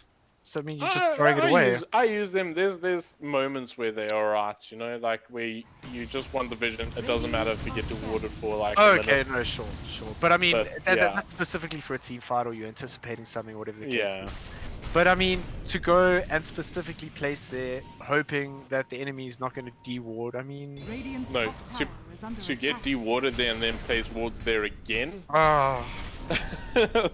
That's throwing it South African down for you. the toilets. I mean, that's worldwide Dota at like 2K level, to be fair. Energy still posturing towards the high ground here. So close to casting another double Tempest death. I moved on to it checked first. I've learned my lesson. I have learned. Our production has been giving me trouble ever since that day. So I'll try and never make that mistake again. Can't promise it. Sometimes the team fights are so chaotic, so it's not hard. It's so hard to deal with, you know. Yeah, so. this really just feels like Energy are absolutely suffocating Inex. I mean, it's. I really feel like each of their cores is maybe 1 or 2 items behind already, and now, you know, potentially forcing them into making a mistake, pushing out to try and get that extra farm. You do realize that Deppy got a whole Scotty, like, oh, we've been talking. Yeah, I saw that. Sorry, we were getting sidetracked with silly stories. But yeah, he's, I mean, he's not small. Some would say he's bordering on the obese side of things. Adeslam has a massive arsenal, right? He's got Aeon Disc now with the Refresher Orb, so he's not gonna die, and he has that massive, like I say, giant arsenal, including double Cataclysm. Yeah, that Aeon Disc is specifically for the Wyvern ulti. You know, I mean, if I was the Wyvern, I would be targeting him. I think taking the Invoke out of the fights, especially with having the Ags and the Cataclysm, is super vital. So that pretty much means that Adeslam will survive through that ultimate. Yeah, look, it's gotten to a point now, I think, with a Refresher Cataclysm that the Void can ulti anything and it just dies. He doesn't even have to hit it. Like, he can literally just chrono and walk away and it's chilled. Something's gonna die. Yeah, there's a thing in a pit that they can go and kill soon, and oh, he actually loses his Aeon Disc here to the Tempest double. Loses a ton of his life. So you're gonna have to cross it up. But Roshan is up, and that's a pretty big goal here for Energy. And Energy have their courier there. They are aware that Roche is up, and we can probably expect them to be moving there shortly. Energy has a toilet ward, you know. Where's it? No. Yeah, they got a toilet ward. Where's the toilet ward? Oh, they have a toilet ward. Oh boy. Still alive though. I feel like this is a very bad case study because, I mean, what are the chances of an extra benching out there? Yeah. But yeah. It's I've been actually proven wrong. there for Roshan, right? Because if they walk past that ward, that's all they need from it. Because they know once they have Aegis, did they forget Inex have to go straight back to base. Energy don't even need the cheese. They are not interested. We can win this without it. No, Adeslam's like, oh, boys, we forgot the cheese. Adeslam, cleanup crew. Yeah. Alright, well, they have Aegis now on hand. That's on the Faceless Void, if I'm correct. Built as Satanic. He is a rather big boy. I think at this stage, it's so difficult to kill him. Like, yeah. And that's without the Aegis. I mean, he's just a machine right now. Is he? Yeah. Is he gonna build a butterfly after that? That's interesting. I don't know. I don't think it's so valuable. Aquarden has an MKB. I mean, maybe for the damage purposes. We'll see where he opts to go. Doubt he goes for an Orchid. So. But he did split up the Mom for the Satanic. So. Yeah. Ladies and gentlemen, after this slight lull in play and energy making Inexorable's lives very, very dull, I think we are about to see a culmination of a farm fest from energy. And with that Aegis, I think they'll be taking the high ground. We can expect some action. What do you mean? This is exciting stuff, dude. Look at them hitting creep. I do love the sound of gold, bro, to be fair. Honestly, when I was getting my girlfriend into playing Dota, it's like the one thing I really like about Dota is that money sound. She's like, that's the best thing ever. It is, though. It's just so satisfying. It's like, I'm rich! That's why I don't want to play support anymore. It just sucks, you know? It's like, oh, I heard gold once in my game. I want to hear like 360 gold sounds. Yeah, I think it's kind of soothing, even. I don't know. I play a lot of core at the moment in ranked, and yeah, I think I can fall asleep to the sound of getting gold. It's quite nice. Well, high ground, they're looking for it now, and you can see that good old bubble, and they jump forward, and that's what was a Wind Wyvern there. He's gonna instantly fire back. They really need that Winter's Curse. Well, ruptured. But he's fine, no problem. He's got the Bubble G. again, Deppy is trying to fight into it. Look at the damage MD actually does. That's a little bit concerning. As Jappa's super deep on the other side. Boy. But is it going to work out? Deppy turns around, he's going to get the Satanic off and the BKB. And it looks like Jappa will just absolutely crush Deppy. Oh, that's going to be Winter's Curse, but it's going to be, again, just nothing from it. The Cataclysm's not enough to bring down MD, but the follow-up Cataclysm will be enough. And to follow somebody, he is now possibly going to go down. And the only man left alive is Shadow Tricks, who's been burrow struck up. He's being bashed up. GG has in fact been called. Energy, ladies and gentlemen, will be going on into your top 5. Inex, unfortunately, are going to be out of the tournament. Very, very sad to see them go. But, man, what a game. I mean, there was a big lull in the middle. The beginning of this game was super intense. There were fights everywhere. I didn't have enough fingers to click on the cameras and places. Confusing. But I mean, Scott, even in that lull, it's just the more verification of Energy's clinical performance. They just did everything right, and I really do think they felt like they had a point to prove today, and they have proven it. I am count me impressed, sir. Yeah, they showed a lot of respect, I'll say there, because most people would have gone for the high ground, taken a chance, and felt that they would have had a second chance in the bag. But a lot of respect shown from Energy, opting to play it nice and safe, knowing they were playing against the Narc Warden, and yeah, they closed out in a great fashion.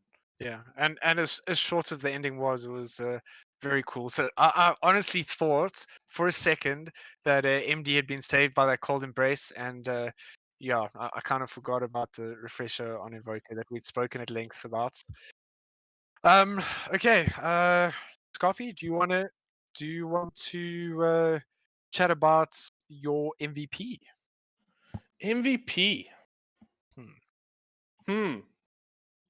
You know, it's actually really tough. I think I have to give it to Mental this time around. I think the fact that he got 10 Century Wards down at the same time is pretty incredible on itself. But I think he placed himself as an additional Observer Ward and his creep in the opposing jungle in the time where it was maybe a bit more precarious for them to be standing around there. Sure. And he just used the tree line to his advantage so well. And actually 2 fights, I think, went their favor from him just being in the middle of it without the opposition even knowing. So I think I really like Mental's performance here. And I like to give props to his support. No, sure. I think my special mention will go to Whelp. I mean, there were some burrow strikes that honestly changed how I thought the fight was going to go. His initial softcore initiation before he got the blink, and then his use of the blink and the burrow strike, I really feel like he contributed in every single fight. But I think that my MVP is going to have to go to Deppy, who had a flawless performance, 0 deaths. He farmed like an absolute machine, and not only that, like Face of Void, man. no, but hear me out. Hear me out here. how many players do you see that get so excited about getting so many people into a chronosphere? Yeah. He was so patient to the point that he literally just walked past enemy heroes and casually cast a chrono on the Arc Warden. I don't know. I just feel like his prioritization was perfect. His timing was perfect. I can imagine that he was the person calling the shots around his chronosphere. I felt like he had the biggest impact. That No, would be my MVP. I joke for sure. I think he played a really sick game of Faceless Void. Yeah. Going 11-0, not dying once, not feeding away any gold, and farming up an absolute storm. For sure. I think we can put on both, right? Like both the Yeah. support and the cause there. I think they look pretty good. I mean, Adestam played Invoker. That was it was a good performance, right? For average Invoker. I think it was an Adestam performance for Adestam, right? And that's all we want from him, honestly. Yeah, sure. I was about to say it's not the best Invoker I've seen him play. Guys, we have our interview with Adestam. And we were just talking about how Depi had a perfect game, unlike you, sir, who was feeding a little. Run us through that. Yeah, I saw Tiny just blow you up once. I don't know if you saw that. No, it was. I didn't catch the number of that train. Okay. Yeah, we lost you for a moment there. I don't know what happened. I was even like, Shaw was like, "Yeah, Tiny's got blink." I was like, "Nah, I've got the right amount of HP to survive this nuke." And then I wasn't thinking about like the Bloodseeker Veil and support and stuff. So I was just like, insta-ripped, but it's fine. Making space, as one would say. Yeah, but you guys moving on now to the next phase of this tournament. Last night was a rough one. I don't know how you guys felt coming out of that one, but at least pulling a success tonight. Are you feeling better in the camps? I think it was a bit illegal to stream that last night.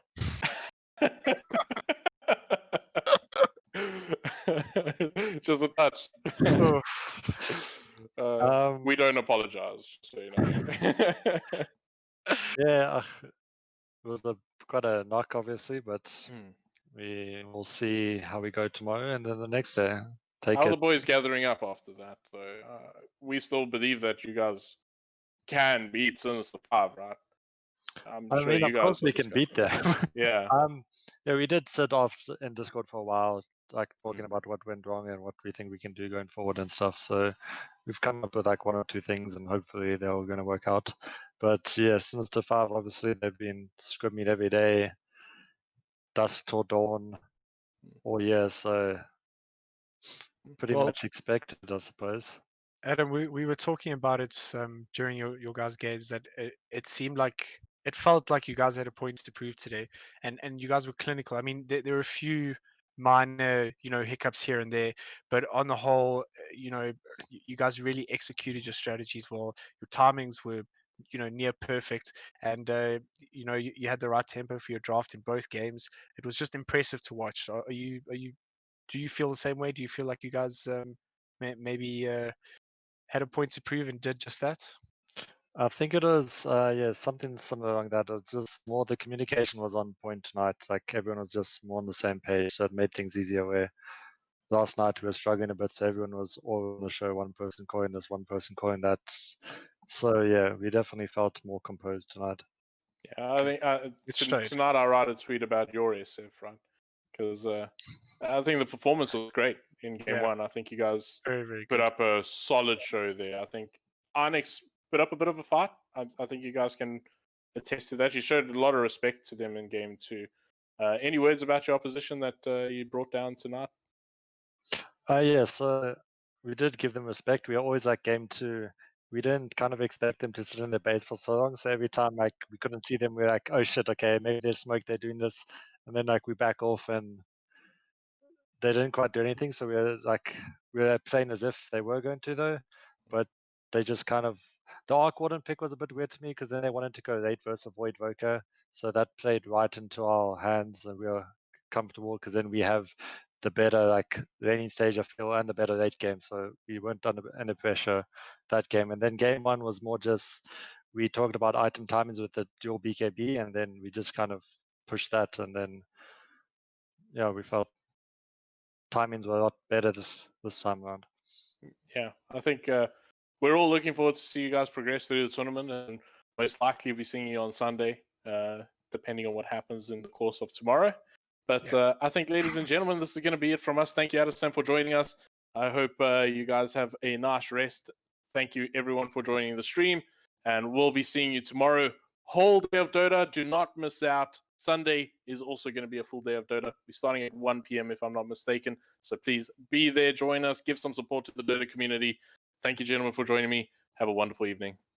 Cheers, cheers.